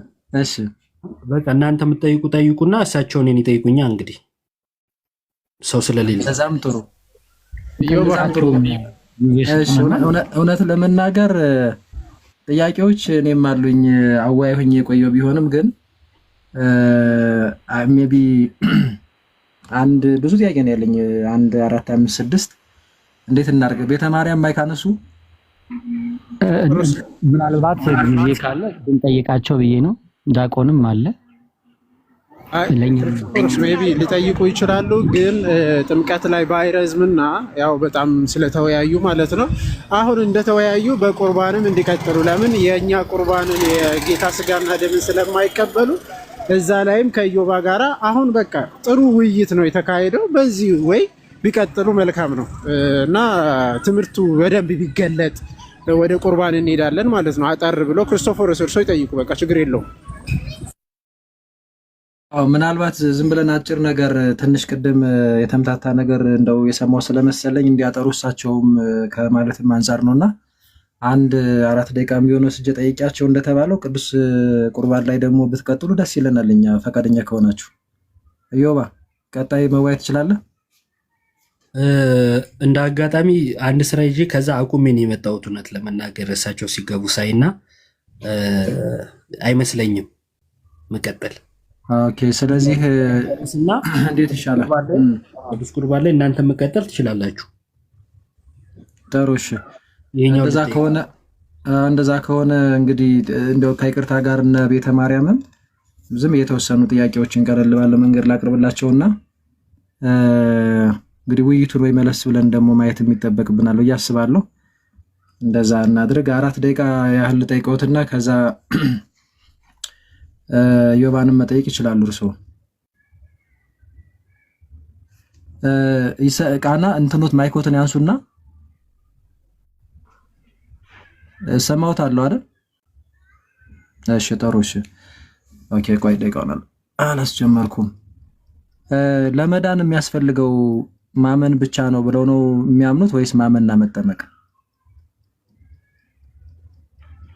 ማመን ብቻ ነው ለመዳን። ኦኬ ለመዳን ማመን ብቻ ነው። ማርቆስ 16 ላይ ታዲያ ለምን ጌታ ያመንና የተጠመቀ ይድናል አለ? መቃረን አይሆንብዎትም? አይሆንም። እንዴት ማለት? አሁን ክርስቶስ ስበኩ አለና ከዛ ያመንና የተጠመቀ ይድናል ነው ያለው እንጂ ያመነ ብቻ ይድናል አላለም። እርሶ ደግሞ ያመነ ብቻ ነው የሚድነው አሉ። እውነት ነው። ማርቆስ ያመነና የተጠመቀ ይድናል ሲል ያላመነ ግን ይፈረድበታል ይላል። ለምንድን ነው ለይቶ ያላመነ ያለውና ትኩረት የሰጠው ለእምነት ብቻ ፎከስ ያደረገ ለምንድን ነው? ያላመነ ስለማይጠመቅ ያላመነ ሰው እንደማይጠመቅ ስለሚታወቅ ነው እንጂ ይድናል ያለው ሰው ያመነና የተጠመቀ ነው ይላል አይደል? ስለዚህ በማርቆስ ወንጌል ገለጣ ያመነ የተጠመቀ ጥምቀት እኮ ተራ ነገር ነው እያሉ አይደለም። ጥምቀት የቤተ ክርስቲያን ወይም ደግሞ የክርስትና ዋና አስተምህሮ ነው። ጥምቀትን ተከትሎ የግድ መከናወን ያለበት ነው የምለው። ግን እንትን ደቂቃውን እንድጠቀም ነው። እሺ ይቅርታ። እኔ አሁን ያላመነ ይፈረድበታል ይላል። አዎ ያላመነ ሰው ሊድን አይችልም፣ እናምናለን። ወንጌል ሰብከ ነው አላምንም ካለ በቃ አይድንም፣ ወደ ጥምቀትም አይመጣም። ይህንን ጨረስን። ያላመነ ይፈረድበታል የሚለውን ይድናል ያለው ሰው ግን ያመነና የተጠመቀ ነው ወይስ ያመነ ብቻ ነው የሚለው ማርቆስ ላይ? ያመነ የተጠመቀ ይድናል። መጀመሪያ አምኖ ቀጥሎ ተጠምቆ ስርዓቱን ፈጽሞ ማለት ነው። ከእምነት ወደ ስርዓት ይሄዳል። ስርዓቱን አልፈጽምም ካለ መዳኑ ውሸት ነው ማለት ነው። ይድናል የተባለው ሰው ግን ያመነና የተጠመቀ ነው ይላል አይደል? ይኸውልህ ሐሳቤን ግን አያምኑትም። አምነዋለሁ። ስለዚህ የሚድነው ያመነ ብቻ ነው ወይስ ያመነና የተጠመቀ? ያመነ ሰው ወደ መጠመቅ መሄድ ግዴታ ስላለበት ያመነ የተጠመቀ ተብሏል። ነገር ግን ሳያምን ስለማይጠመቅ ያላመነ ደግሞ አይድንም ብሎታል። ስለዚህ ጥያቄ እንዴት መሰለዎት? አንዴ ቆይ ጥያቄ እንደው እዚህ ላይ ብቻ ልጨርስ ሆነ። ማርቆስ ላይ ያመነና የተጠመቀ ይድናል ያለው ጌታ ነው አይደለ? አዎ። እርስዎ ደግሞ ያመነ ብቻ ነው የሚድነው አሉ። ሁለቱ ይጋጫላ። ያላመነ ግን ስለሚል እዚያ ላይ ለይቶ ነጥሎ ነግሮናል እንዴ? ጥሩ እሺ። አንተ እኮ አብራርተዋል። ችግር የለውም በቃ እሺ። ለእንትን እንተው፣ ለምዕመናን እንተው። ክርስቶስን ያለበሰ ሰው የዳነ ነው ያልዳነ? ሲጀመር ክርስቶስ ሳያምን እንዴት ክርስቶስን መልበስ ይችላል? ድኖ ነው እንጂ። ጥያቄው ግን ክርስቶስን የለበሰ ሰው፣ እሺ ክርስቶስን ያለበሰ ሰው ልበለው፣ ክርስቶስን ያለበሰ ሰው የዳነ ነው ያልዳነ? አልገባኝም ጥያቄህ። ሳያምን ክርስቶስን መልበስ አዲሱ ልብሳችን ክርስቶስ ነው ይላል አይደል? አምነህ ነዋ። አምነህ ክርስቶስን ትለብሳለህ፣ የእግዚአብሔር ልጅ ትሆናለህ፣ ደህንነት ታገኛለህ። ያኔ ክርስቶስ በአንተ ህይወት ይኖራል። ስለዚህ አሁን ክርስቶስን ያለበሰ ሰው ይውሰዱና ይሄ ክርስቶስን ያለበሰ ሰው ነው ያለበሰ ሰው የዳነ ነው ያልዳነ? ክርስቶስን ያለበሰ ያልዳነ ነው። እንዴት ክርስቶስን ያለበሰ ያልዳነ ነው? ገላትያ ምዕራፍ 3 ቁጥር 27 ላይ ደግሞ የተጠመቃችሁ ሁሉ ክርስቶስን ለብሳችሁታል ይላል። ስለዚህ ክርስቶስን የለበሳችሁት የተጠመቃችሁ ናችሁ ስላለ ያልተጠመቃችሁ ክርስቶስን አልለበሳችሁትም። ያ ማለት ያልተጠመቃችሁ አልዳናችሁም እያለ ነው። አንድ ነገር በኦርቶዶክስ ቤተክርስቲያን አውድና በመጽሐፍ ቅዱስ አውድ ያለውን የጥምቀት አካሄድ አልተረዳኸውም። ክርስቶስ በጥምቀት ክርስቶስን ለብሳችሁታል ሲል በሞቱ ተባብራችኋል፣ ክርስቶስን መስላችኋል የሚል አውድ ነው ያለው በመጽሐፍ ቅዱስ። ችግር የለውም። እሺ ቆይ ችግር የለውም። በቃ እሺ ይሄንኛውንም እንለፈውና ከነ ኃጢአቱ ያለ ሰው የዳነ ነው ያልዳነ ነው? የቅድሙ አንድ ደቂቃ ልጠቀም አትፈቅዱልኛል? ከነ ኃጢአቱ ያለ ሰው የኃጢአት ስርየት ያላገኘ ሰው የዳነ ሰው ነው ያልዳነ ሰው ነው? ቆይ እንጂ ከእምነት ውጭ ስላለ ሰው ነው የምታወራኝ ወይስ በእምነት ውስጥ ያለ ሰው? ከእምነት ገና ያላመነ ሆኖ ግን ከነ ኃጢአቱ ነው ማለትም ገና ወንጌል መስበክ ያለብን ሰው ነው። ያላመነ ሰው ሰብከነው አምኖ ሊሆን ይችላል። ያላመነ ሰው ኃጢአት ሰራም አልሰራም ምንም አለም እሺ እንዲህ ላድርገው ጥያቄውን። ቆይ እሺ ላሻሽለው ጥያቄውን። ወንጌል ሰበክ ነው ያ ሰው አመነ፣ የኃጢአት ስርየት የሚያገኘው ባመነበት ቅጽበት ነው ወይስ ሲጠመቅ ነው? ባመነበት ቅጽበት። የሐዋርያት ሥራ ምዕራፍ 2 ቁጥር 38 ላይ ግን ኃጢአታችሁ ይሰረይ ዘንድ ተጠመቁ ይላችኋል ያመኑትን ሰዎች። አይጋጭም? ይኸውልህ ቅድም በኃጢአት ስርየት ጉዳይ ላይ ብዙ ተወያይተናል። በእኔ በመጽሐፍ ቅዱስ አውዳዊ ትርጉምና በአንተ አውዳዊ ትርጉም ልዩነቶች ስላሉ አሁን ወደ ቀጥታ እኮ ነው የተጻፈው ያመኑትን ሰዎች እኮ ላመኑትና ለውልህ ጌታችን ደግሞ ላመኑትና ለተቀበሉት የእግዚአብሔር ልጆች ሆኑ ዘንድ ስልጣን ሰጣቸው ብሎ ጥምቀትን እዚህ ላይ ምንም አልተናገረም። እኔ እኮ ጥያቄው እንዴት መሰሎት? ያመኑትን ሰዎች ነው ኃጢአታችሁ ይሰረይ ዘንድ ተጠመቁ ያላቸው። ኃጢአታችሁ ስለተሰረየ ቢላቸው የእርስዎ ትምህርት ትክክል ይሆን ነበር። ይኸውልህ አመኑ። እነዚህ ሰዎች በጴጥሮስ ጥምቀት ስብከት አመኑ። ምን እናድርግ አሉ? ተጠመቁ አላቸው። ለምንድነው ተጠመቁ ያላቸው? ኃጢአታቸው ይሰረይ ዘንድ ነው ወይስ ኃጢአታቸው ስለተሰረየ? ከእግዚአብሔር አምነው የእግዚአብሔር ልጆች ሆነው ተወልደው አሁን ግን ይሄ ከፊት የነበረ ዓለማዊ ምኞትና ሐሳብን እንዲክዱና ለዘላለም እዛ ላይ በተጻፈው እንጂ ቃና እዛ ላይ በተጻፈው እንጂ እዛ ላይ በተጻፈው ተጠመቁ ያለበት ምክንያት ኃጢአታችሁ ይሰረይ ዘንድ ነው የሚለው ቃሉ ካስታወሱት፣ ወይስ ደግሞ ኃጢአታችሁ ስለተሰረየ ነው የሚለው? የዘላለም ቤዛነትን የሚያሰጥ የኃጢአት ስርየት አይደለም። እዚህ ላይ ግን ኃጢአታችሁ ተጠመቁ ነው የሚለው አይደል? እንዳትሸወድ የምነግርህ ቤዛነት የሚያሰጥ ጥምቀት ነው እዚህ ላይ እያልክ ከሆነ ቤዛነቱ ቀድሞ ተቀብሏቸዋል። እንትን ለማለት እንተው ችግር የለውም። ኃጢአታችሁ ይሰረይ ዘንድ ተጠመቁ ነው የሚለው። እሱን እንግዲህ እናንተም ታዩታላችሁ። መጠየቅ ይችላሉ ዮባን ማለት ነው። አራት ደቂቃ ያዝሎት የቅድሙን የዮባን ሰዓት የቅድሙን የሰጡትን እኔ ጋር ነው የተጠቀምነው። አመሰግናለሁ ስለሰጡኝ። ይቀጥሉ። ኃጢአታችሁ ይሰረይ ዘንድ በኢየሱስ ክርስቶስም ተጠመቁ ይላል አይደለ? ጌታችን ኢየሱስ ክርስቶስ በአብ በወልድ በመንፈስ ቅዱስም እያጠመቃችሁ ብሎ አዝዞ፣ ጴጥሮስ ግን በኢየሱስ ክርስቶስም ተጠመቁ ኃጢአታችሁ ይሰረይ ዘንድ አለ። ለምን? እዚያ ላይ ለምን ትእዛዙ ተሻረ? ለምን ይመስላል? እሺ አይ ለምንም አልመሰለኝም። ምክንያቱም ገና ከጅምሩ ትእዛዙ አልተሻረም። ጌታ ኢየሱስ ክርስቶስ ለሐዋርያቱ ስራ እየሰራው ስለሆነ ነው። እሺ ስለ ድምጼ ይቅርታ። ለሐዋርያቱ አጥምቁ ነው ያላቸው። የተሰጠው ለአጥማቂያን ነው። እሱ ደግሞ ጴጥሮስ ደግሞ የነገራቸው ለተጠማቂያኑ በኢየሱስ ስም ተጠመቁ ነው ያላቸው። ምን ማለት ነው በኢየሱስ ስም ተጠመቁ ካሉኝ፣ አንደኛ ቆሮንቶስ ምዕራፍ 1 ላይ ክርስቶሳዊ መሆን እንደሆነ ክፍሉ ያብራራል። በእኔ ስም አልተጠመቃችሁ የሚለው ፓርት ላይ ማለት ነው። ስለዚህ ጥምቀት ክርስቶሳዊ ነው የሚያደርገውና የክርስቶስ ሁኑ ሲላቸው በኢየሱስ ስም ተጠመቁ አላቸው። ጌታ ኢየሱስ ክርስቶስ ደግሞ ለሐዋርያቱ በአብ በወልድ በመንፈስ ቅዱስ ስም አጥምቁ ሲል ልጅነትን የማንን ልጅነት እንደምናገኝ ስለሚያሳይ ክፍሉ በአንዲት ስልጣን በአብ በወልድ በመንፈስ ቅዱስ የእግዚአብሔር ልጅ መሆኛውን ነገራቸው ማለት ነው። ለአጥማቂያንና ለተጠማቂያን የተሰጠ ትእዛዝ ነው። ሁለቱ አይጋጭም። ተደበላልቆብሃል። ግን እሺ ወደ ሌላው ጥያቄ ሄዳለሁ። እዚህ ላይ ተደበላልቆብሃል። እዚያ የታዘዙትን ነው መፈጸም ስላልገባሁት ይሆናል የተደባለቀ መሰለኝ። አሁን እሺ ጴጥሮስ ኃጢአታችሁ ይሰረይ ዘንድ ብሎ በጥምቀት የኃጢአት ስርየት እንደሚገኝ ተናገረ እያልከኝ ነው። ከቤዛነት ጋር ተደምሮ ነው የሚያድነው ወይስ ጥምቀት ብቻውን በራሱ ሰዎች በመጠመቃቸው ራሳቸው አክሽን በመውሰዳቸው ቤዛነትን ያገኛሉ ማለት ነው? እሺ አሁን የጠየቁኝ ጥያቄ እርሶ ጋር የተፈጠረው ስሜት እንደሆነ ስለተረዳው ላስረዳዎት። ጥምቀት ያው ጌታ ቅድም ያብራራሁት ነው የምደግምሎት ማለት ነው። ጌታ ኢየሱስ ክርስቶስ የሰራልን የመስቀል ስራ ቤዛነት አለ። ይህ ቤዛነት የኛን በደል እርሱ ተሸክሞ ከዛን እኛን የእግዚአብሔር ልጆች የሚያደርግ ነው።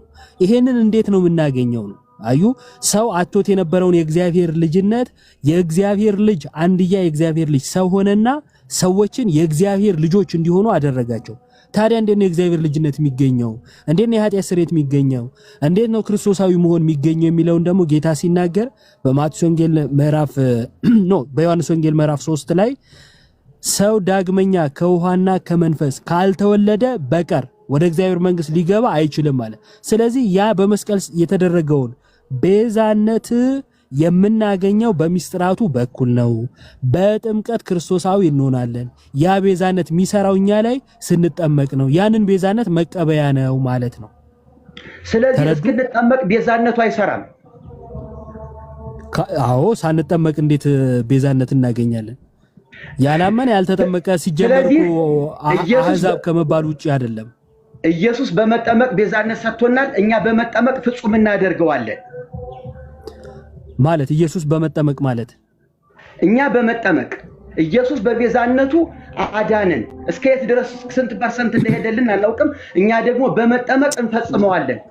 ኖ እንደዛ አይደለም፣ እንደዛ አይደለም። በክርስቶስ እኔ ነኝ እኮ የምናገረው የኔንም ነው። ከባድ ነው የውሎት። እንደዛ አይደለም። ክርስቶስ የሰራልን የማዳን ስራ ምንም እንከን የሌለው ማንም ሊጨምርበት የማይችል ፍጹም የሆነ ስራ ነው። ክርስቶስ የሰራውን ስራ መስራት የሚችልና እሱ ላይ መጨመር የሚችል ካለማ ክርስቶስ ሰው ባልሆነ ነበር፣ ስለኛ ባልሞተ ነበር፣ እዚሁ ያለ አንድ ሰው በሰራልን ነበር። አይደለም። ክርስቶስ የፈጸመውን ማንም ሊሰራው አይችልም። ክርስቶስ ፍጹም የሆነውን የማዳን ስራ ሰርቶልናል፣ ተጨማሪ አይደለም። ያ ክርስቶስ ፍጹም አድርጎ የሰራውን ስራ መቀበያ ነው። ይኸውልህ ለምሳሌ ቅድም ምን አሉ መሰሉት? እርሶ ባሉት እንደው ከተረዱት ማለት ነው። ጸጋው የምንቀበለው በእምነት ነው አሉ። ሲያምኑ ለክርስቶስ እየጨመሩ ነው አይደለም። መቼም እንደዛ ነው ብሎ አያምኑም።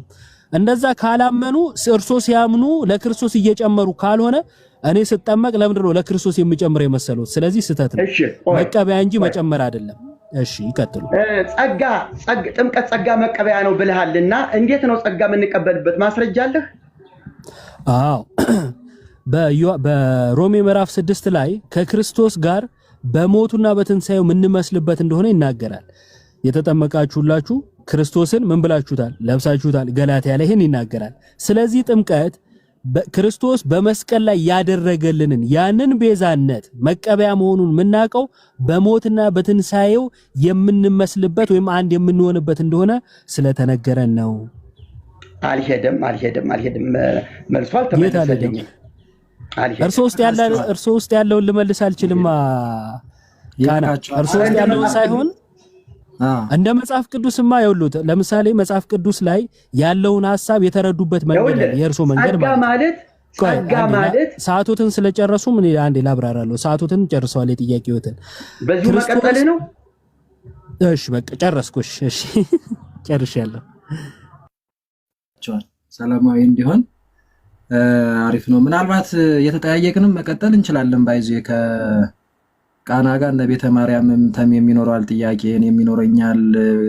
ሳሊ ዲያቆንም አለ ሊቀ ጉባኤም እሳቸውም እየጠየቁ ምናምን የመለስን ዛውረጋ ብለን እንደዛ ከሆነ እኔ አንድ ጥያቄ ይፈቀድልኛል። እኔም አንድ ጥያቄ ይፈቀድ። እንደዛም ብናደርግ አሪፍ ነው። እሱም እየጠየቁ ካለማ እሱ ጥያቄውን ለምን አይጨርስልኝም? እሱ እኮ እኔ እኮ ሰዓቱን ጨርሰው ነው። እሺ ይጠይቁ። ሰዓቱን ስለጨረሱ ነው እንጂ በኋላ በራሴ ጊዜ እንደዛ እናደርገዋለን። እንደዛ አድርገ ነው እንትን ይላሉ። ቤተ ማርያም እድል እንስጣቸው መሰለኝ እና ስንት ጥያቄ ነው ያለሁት? ቤተ ማርያም አንድ ጥያቄ ብቻ ነው ልጠይቃቸውና እናንተ ትቀጥላላችሁ። ኦኬ እሺ። ስለዚህ 5 ደቂቃ እናድርገውና ከዛ እሳቸው ጠይቀውና 5 ደቂቃ ኢዮባ ደግሞ ይጠይቃል። በዛ መሀል ማለት አሁን ኢዮባ አብረህ ትጠይቃለህ ቤተ ማርያም እንደጨረሱ ኢዮባ ይጨምርበታል። ኢዮባ ጥያቄ ላይ ነው የምቀጥለውና ለሳቸው ካቶልሽ። እሺ ሌላ ጥያቄ አልጠይቀውትም፣ እዚሁ ላይ ነው የምጠይቀውት። ምናልባት እንደው የጥምቀት ጥላ ትምህርት ምንድነው ለርሶ? ምንም ጥላ የለውም። ጥምቀት ቀድሞ የተሰጠ ትምህርት ምሳሌ የለውም። ምናልባት ቅድም ለኢዮባ ሲጠይቁት ሙሴ ነሐሱን እባብ በምድረ በዳ ሰቀለ፣ ያ የነሐሱ እባብ የክርስቶስ ኢየሱስ ምሳሌ ነው ብለው ጠቅሰው ሲናገሩ ሰምተናል። ምናልባት ጥምቀትን ከቤዛነት ጋር አያይዘው ደጋግመው ሲጠይቁ ስለነበረ ጥምቀት ምሳሌ ትምህርት የለውም አልነበረውም? ጥላ ትምህርት በብሉይ ኪዳን አልተሰጠም? የተሳሳተ ጥቅስ ሊቀራረብ የማይችል ካልተጠቀሰ በስተቀር ውሃን ከውሃ ጋር ለማጋጨት የለውም።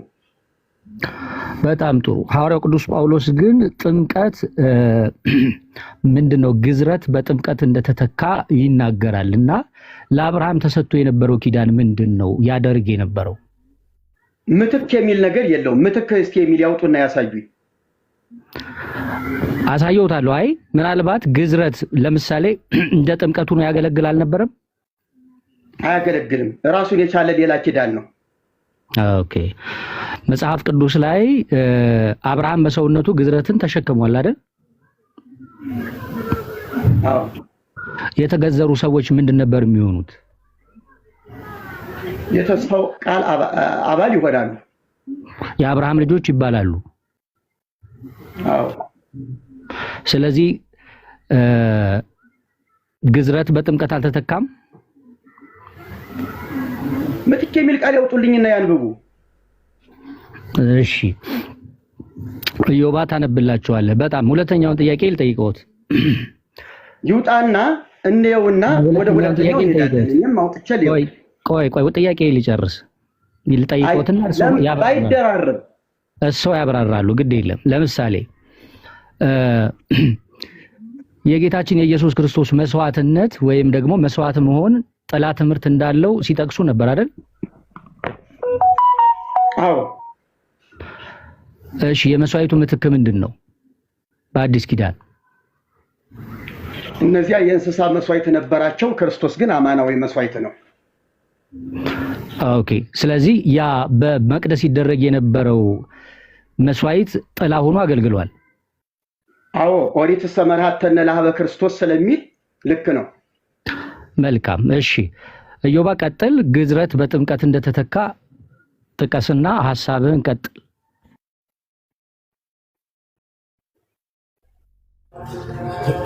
እሺ በሐዲስ ኪዳን በእጅ ባልተደረገ ግርዘት የሚለው ቆላሲስ መልእክት ላይ ያለው ምን ማለት ነው?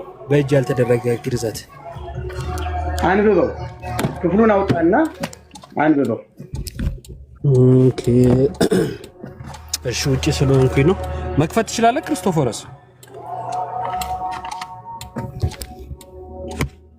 መክፈት የሚችል ሰው ሰዓቱን እንዲያቆመው ነው። ልክፈተው አንዴ። እሺ እቺ ቦታ ሆኜ ነው ኢዮባ፣ ይቅርታ። ችግር የለውም። ቆላስይስ 2:10 ነው አይደል? አዎ 2:11 ላይ 11። እሺ የሥጋንም ሰውነት በመገፈፍ በክርስቶስ መገረዝ በእጅ ባልተደረገ መገረዝ በእርሱ ሆናችሁ ደግሞ ተገረዛችሁ ይላል። በእጅ ያልተደረገው ግርዘት ምንድን ነው? እምነት ነው። ማስረጃ በስጋ ያልተደረገ ማስረጃ እምነት ነው የሚል ማስረጃ።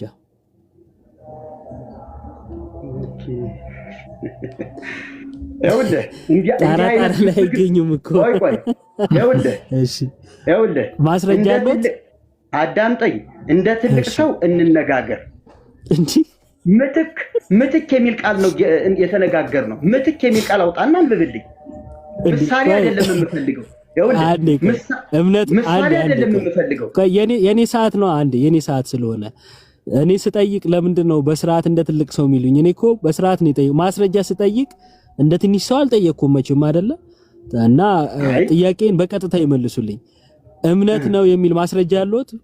በእጅ ያልተደረገው ግርዘት ያነበብኸው ጥቅስ ሲጀመር ምትክ የሚል አይደለም ነው ምንም። ደግሞ ከጅምሩ የኔ ጥያቄ እኮ ነው። እርሱ ምን አይልም እኮ ብዬ አልጠየቅኩትም። እምነት ነው ላሉት እምነት ነው አሉኝ አይደለ? በእጅ ያልተደረገው ግርዘት እምነት ነው አሉኝ አይደለ? አይደል? አዎ። ማስረጃ ይሄ ራሱ አውዱ የሚነግርህ በስጋ የነበረ መገረዝ ነበረ።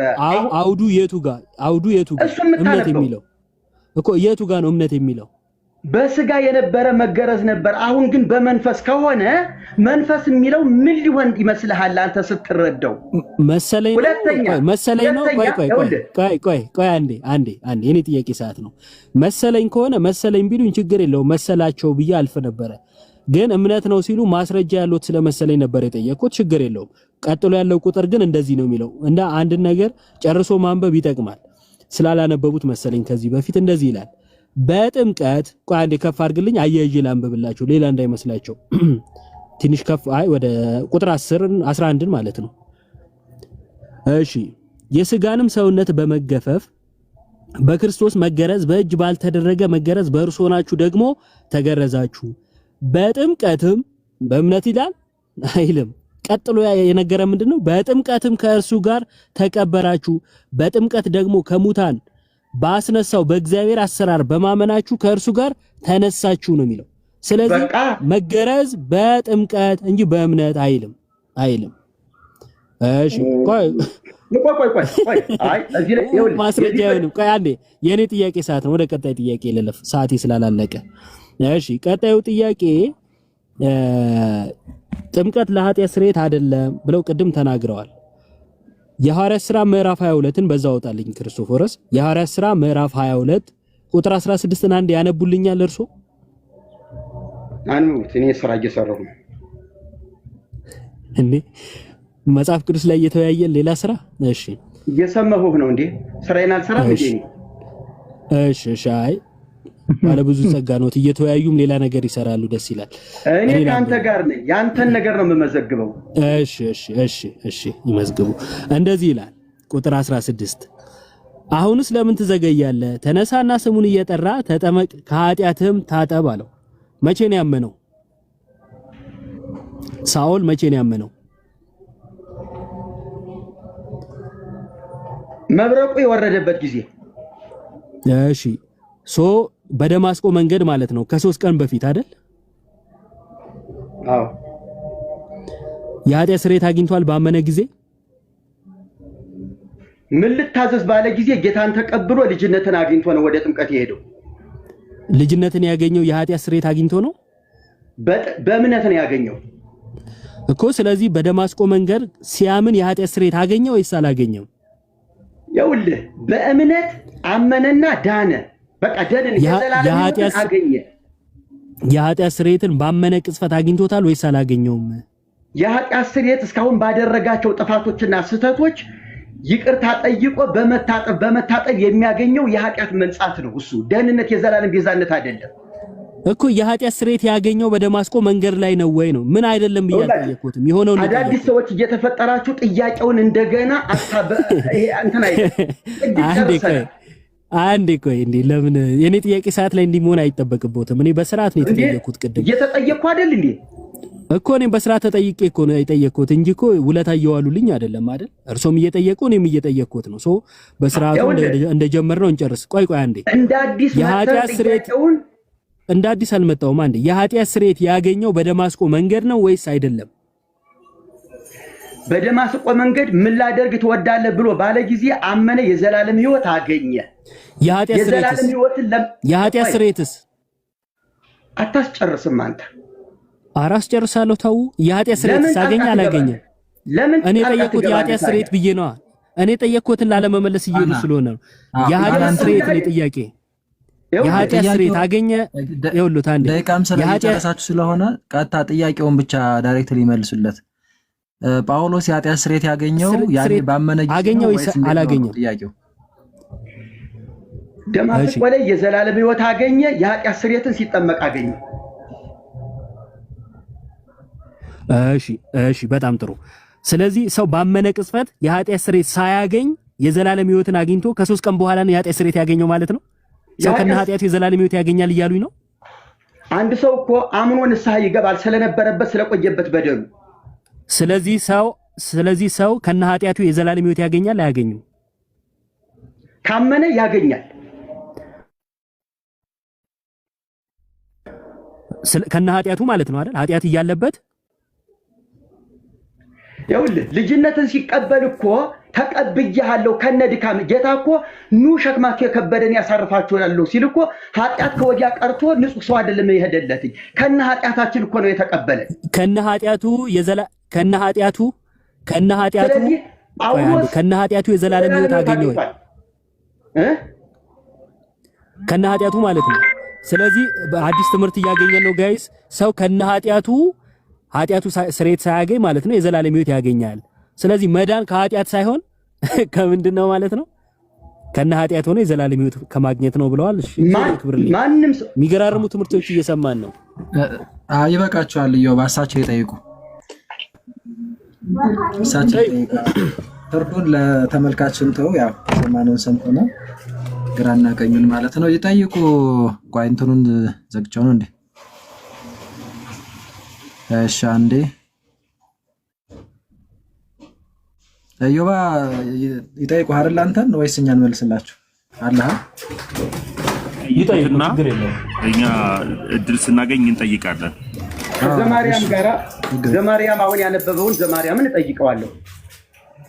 ማን ነው? ቤተ ማርያም ነው? ማን ነው? ኢዮባ ጋር ቢጨርሱ ዘማርያም ይወጣል መሰለኝ።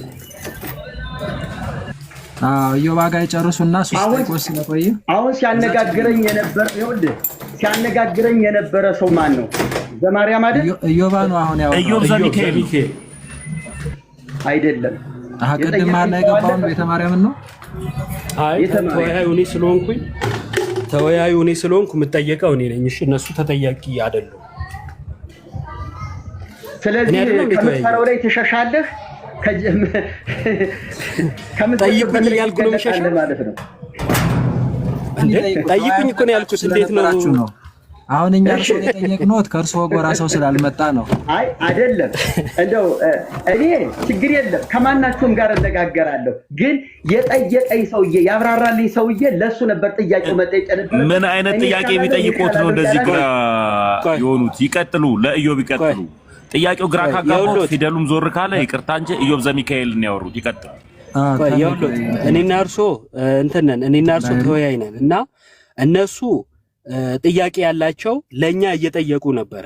በእርሶ በኩል የሚጠይቅ ሰው ስለሌለ ራስዎት ጠይቁ፣ በእኔ በኩል ደግሞ ወንድሞቼ ይጠይቁ ብዬ ነው እና የምጠየቀው እኔ ነኝ። በእርሶም በኩል ሌላ ሰው መጥቶ ቢጠይቅ እንኳን ያ ሰው አይጠየቅም፣ ጠያቂ ነው። እርሶ ነው የሚጠየቁት። ለዛ ነው። እሺ ስለዚህ ጠይቁ ነው። እኔ ጠይቁኝ ያልኩት እንዴት ነው ፈራ የሚሉት? ችግር የለውም ቀጥሉ።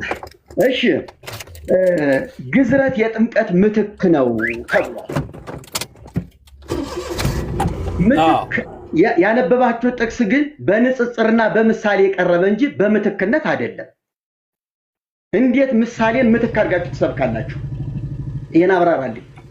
እሺ ግርዘት በብሉይ ኪዳን የነበረ ስርዓት ነው እንደሚያውቁት።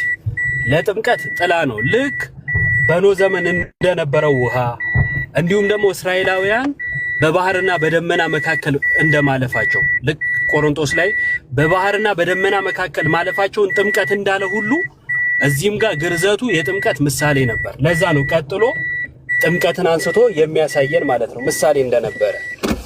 አካሉ ደግሞ ጥምቀት ነው። ያኛው ጥላ ነው፣ አካሉ ጥምቀት ነው ያለው መጽሐፉ የሚለን እሱ ነው።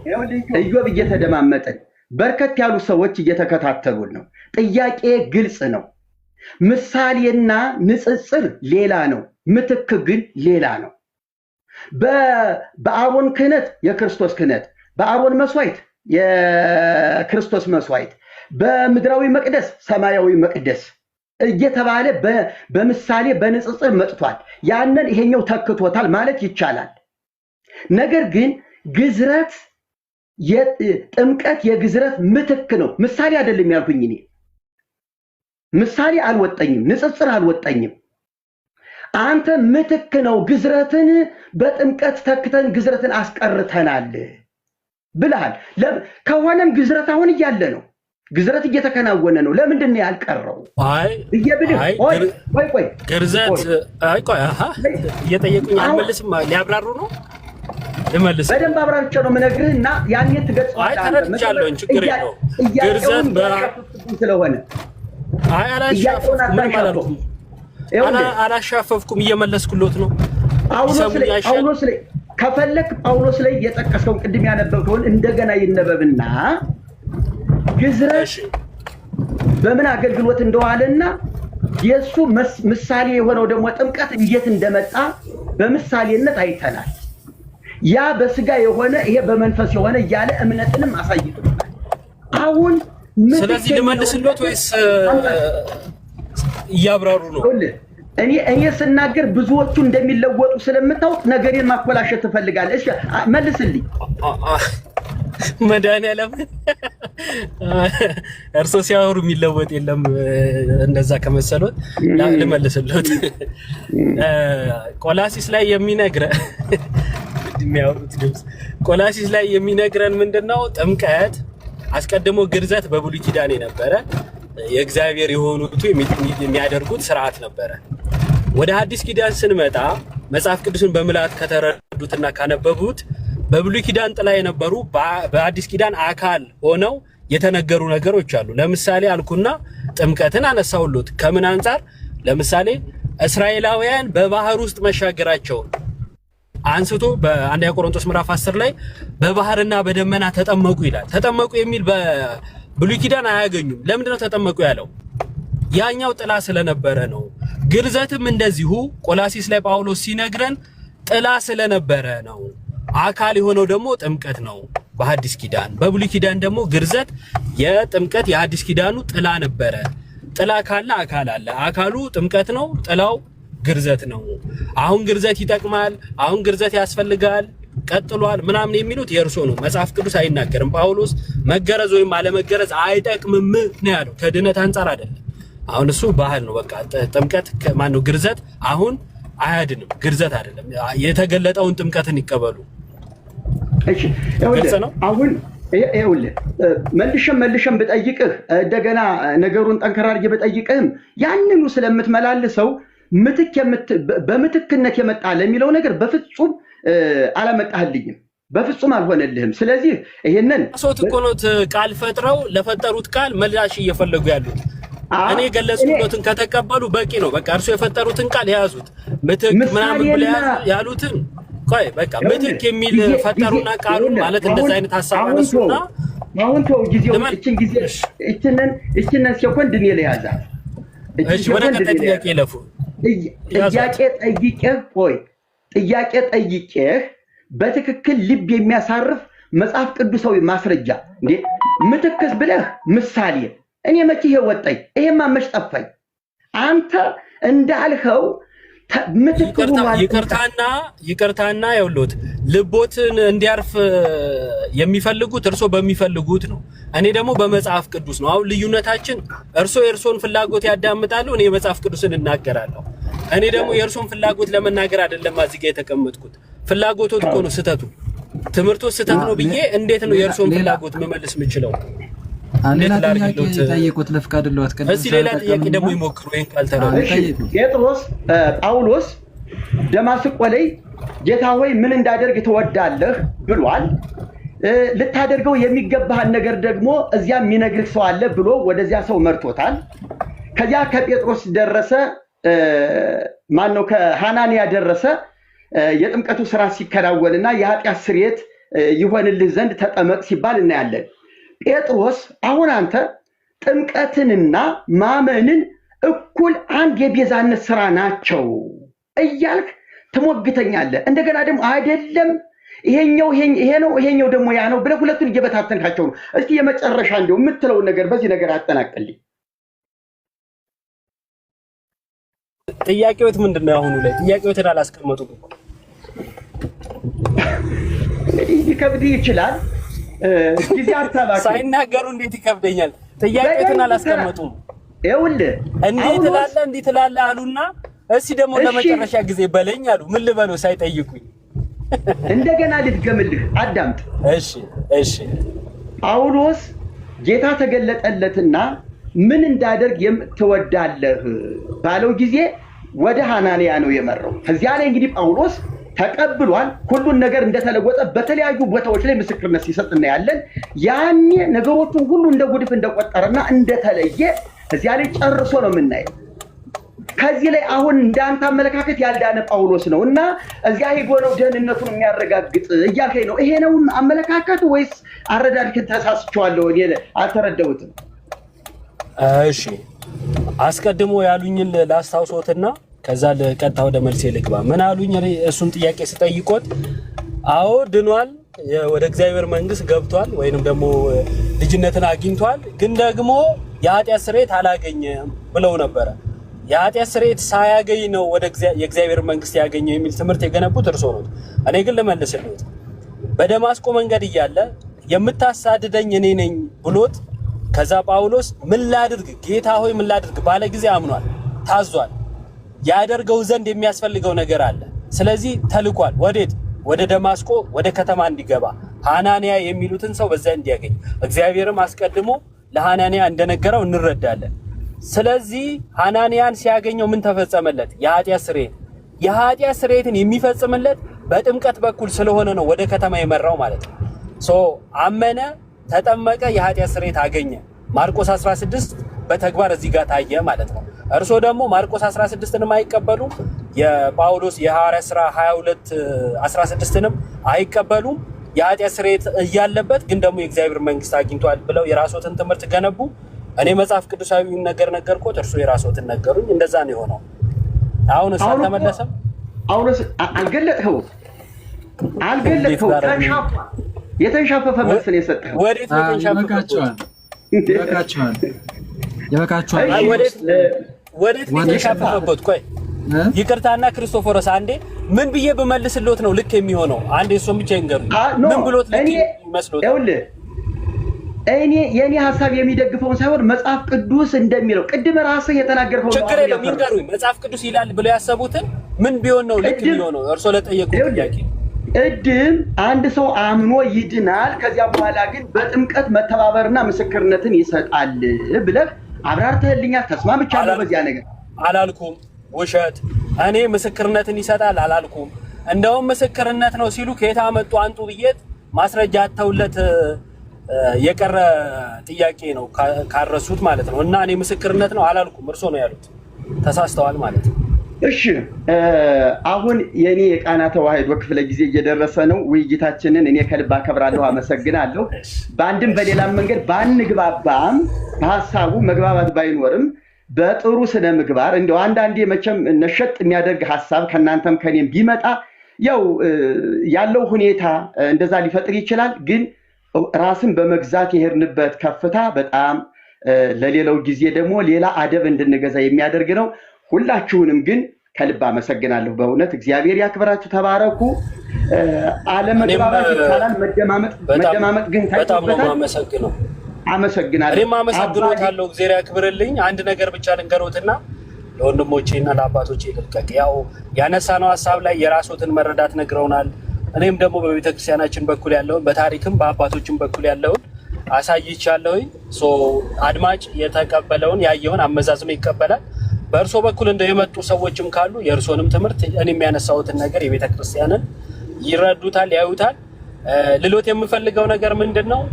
ወደ እኛ ሲመጡ በጣም ልክ እንደዚሁ ሰከን ባለ መልኩ የእርሶ ሀሳቤ ነው ያሉትን ነገር ሊያሳዩ፣ እኛም ደግሞ ስህተት ነው ብለን የምናምነውን ልናሳዩት ስለሆነ ባይጠፉ ደጋግመው ቢመጡ። ተሐድሶ ምንድን ነው የሚለው ላይ በጣም ጥያቄ አይደለም። ከዚህ በፊት በውስጥም ጽፌልዎታለሁ፣ ገብተው ማየት ይችላሉ። ከወራት ነው ወራት ምናምን ያልፈዋል፣ አመት አካባቢ ይሆነዋል ከጻፍኩልዎት ጽፌልዎት አውቃለሁ። አውርተንም እናውቃለን ከዚህ በፊት አይ ቲንክ በውስጥ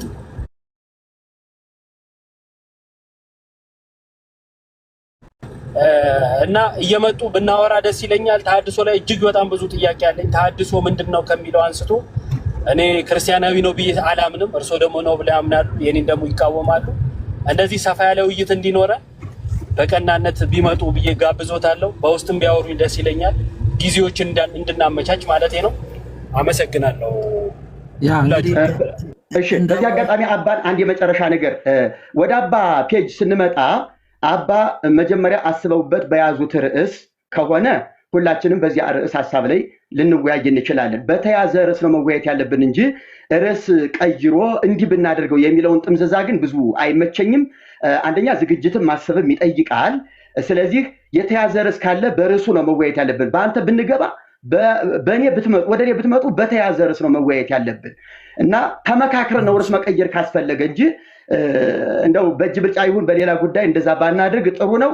አባን ደግሞ ከልብ አመሰግናለሁ። እንደው እስካሁን ሳይወጡ ብለው ጻት ብለው እኔ አባን ላመሰግን ፈልጋለሁ። ሊቀ ጉባኤ እንስጣቸው። በዚሁ አጋጣሚ ክርስቶፎሮስ ምናልባት እኔ ነገር ስለነበርኩኝ ነውና ኦኬ እሺ፣ በቀደም ተነስቶ በነበረው እርሳቸው ርዕስ አልቀየሩም። ቀደም ሲል ገብተው ስለነበረ ነው አባታችን እውነት ለመናገር። ስለዚህ ከሰዓሊ ዲያቆን ጋራ ሲነጋገሩ ስለነበረ በዛው ነው ጥምቀት ለድህነት በሚለው የገባ ነው። ምናልባት በክርስቶስ የቤዛነት ስራ ወይም ደግሞ በመካከለኝነት ማውራት ይፈልጋሉ መሰለኝ። እሱ ላይ ጊዜ ይያዝና ማውራት ከፈለጉ በደንብ ማውራት እንችላለን። ለመናገር ነው። አዎ ጥሩ። አይ ቀደምም ሊቀ ጉባኤ አንስተውታል፣ እንደዛ ብለው ምላሽ ሰጥተው ነበረ። አይ ቲንክ የተረዱ ይመስለኛል። እና አንድ ብቻ ሀሳብ ለመስጠት ነው። እውነት ለመናገር በቃ ከእርሶ ጋር እኔ የምፈልገው የነበረውን አይነት ውይይት ተደረገ የምለው እኔ ዛሬ ነው እንደዚህ በእርጋታ። አሁን ባለፈው ማን ቤት ነው እንደዛ ብቅ ብለው ነበር፣ ግን ትንሽ ዘማርያም ጋር ዲያቆን ዘማርያም ጋር ትንሽ ባለመግባባት እርሶም እንዳቆጣቆጣ ብለው ከዛ ወረዱ። እንደዛ አይነት ነገሮች አያንጹም እውነት ለመናገር እና እርሶም በእድሜ አባታችን መሆን የሚችሉ ነው፣ ቢያንስ በእድሜ ማለት ነው። ወልደው የሚያደርሱ ልጆች ነን እኛ ብዙዎቻችን እዚህ ያለን። ደግሞ እንደ ሊቀ ጉባኤ ያሉ መምህራን አባቶች፣ ሌሎችም ታላላቅ ደግሞ ወንድሞች እህቶች ይኖራሉ። እንደዚህ በመከባበር ነው ያደረጋችሁት ቆንጆ ውይይት። ከስር ስትከታተሉ የነበራችሁት ወንድሞቻችን ጥሩ ነገር አግኝታችኋል ብዬ አስባለሁ። እጅግ በጣም ነው ደስ ይል የነበረው ውይይታችሁ። ኢዮባ በጣም ደስ የሚል ውይይት ነው ያደረግከው። ቃናም በጣም ዛሬ በእርጋታ ፍጹም ደስ በሚል ሁኔታ ነው የተወያዩት። ኢዮባ ቅድም እንዳለው ሁልጊዜም ብቅ ይበሉ፣ ችግር የለውም። መማማር ጊዜ ካለኝ እመጣለሁ። አባ ሰላም ይሁኑልኝ። ይቅርታ ትንሽ ቸኮልኩ። አባ ሀሳቦትን ይስጡና ሰጣቸው የሰላምታ ጉዳቸው ይስጡንና እኔም ልሂድ። እሺ ይሰማል አይደለ?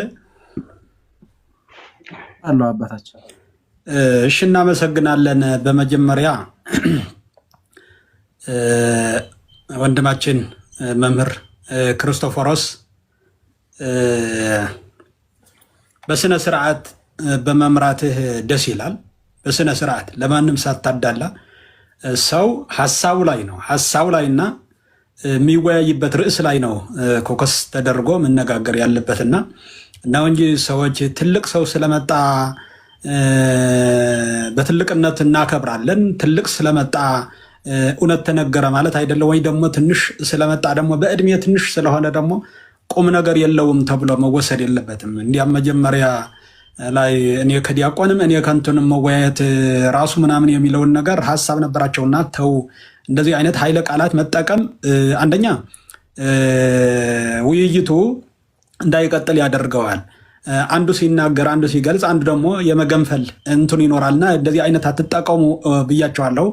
ከዛ በኋላ ሰምተው ትክክለኛ ነገር ደስ በሚል ሁኔታ እኔም ዛሬ ደስ በሚል ሁኔታ ባለፈውም ሌላ ቤትም ስንከታተል ነበረ። እንደዚህ አይነትም እንዲያም የተረጋጋ እንትኑም አልነበረም። አንደኛው ዛሬ መዘነጣጠል የለበትም። መዘነጣጠል የሚባል ነገር መከባበር የተመሰረተ ለምሳሌ ጽጌ ስጦታ የራሳቸውን እንትኖ የሚያምኑበትን አምጥተው ሲገልጹ ቆይተዋል። ኢዮብ ዘሚካኤል ደግሞ ያው ኦርቶዶክስ ተዋሕዶ ቤተክርስቲያንና ሊቃውንት አባቶቻችን ያሉትን እያጣቀሰ ወይ ደግሞ በመጽሐፍ ቅዱስ ሲገልጽ ቆይተዋል። ስለዚህ ተመልካቹ ከታች ያለው የትኛው ነው ትክክለኛ የሚለውን ነገር የሚወስድበትና የሚመዝንበት ከታች ተመልካችም አለ ማለት ነው። ሌላ ደግሞ ክርስቶፎሮስ ደግሞ በስነ ስርዓት መምራት ደስ በሚል በእውነት ለማንም ሳታዳላ በትክክለኛ በመምራት ፕሮግራሙ እጅግ አድርጌ ያመሰግናለሁ። እንደገና ደግሞ ሁለታችሁ ደግሞ እነ ኢዮብ ዘሚካኤል እና ጽጌ ስጦታም ሁለታችሁም ሀሳባችሁም በተረጋጋ መንገድ ስለገለጻችሁ ከታች ለሚከታተል 1700 ህዝብ አለ ከታች ማለት ነው። ለሚከታተል በስነ ስርዓት መወያየታችሁ ሀሳባችሁን በስነ ስርዓት ማቅረባችሁ እጅግ አድርጌ ያመሰግናለሁ።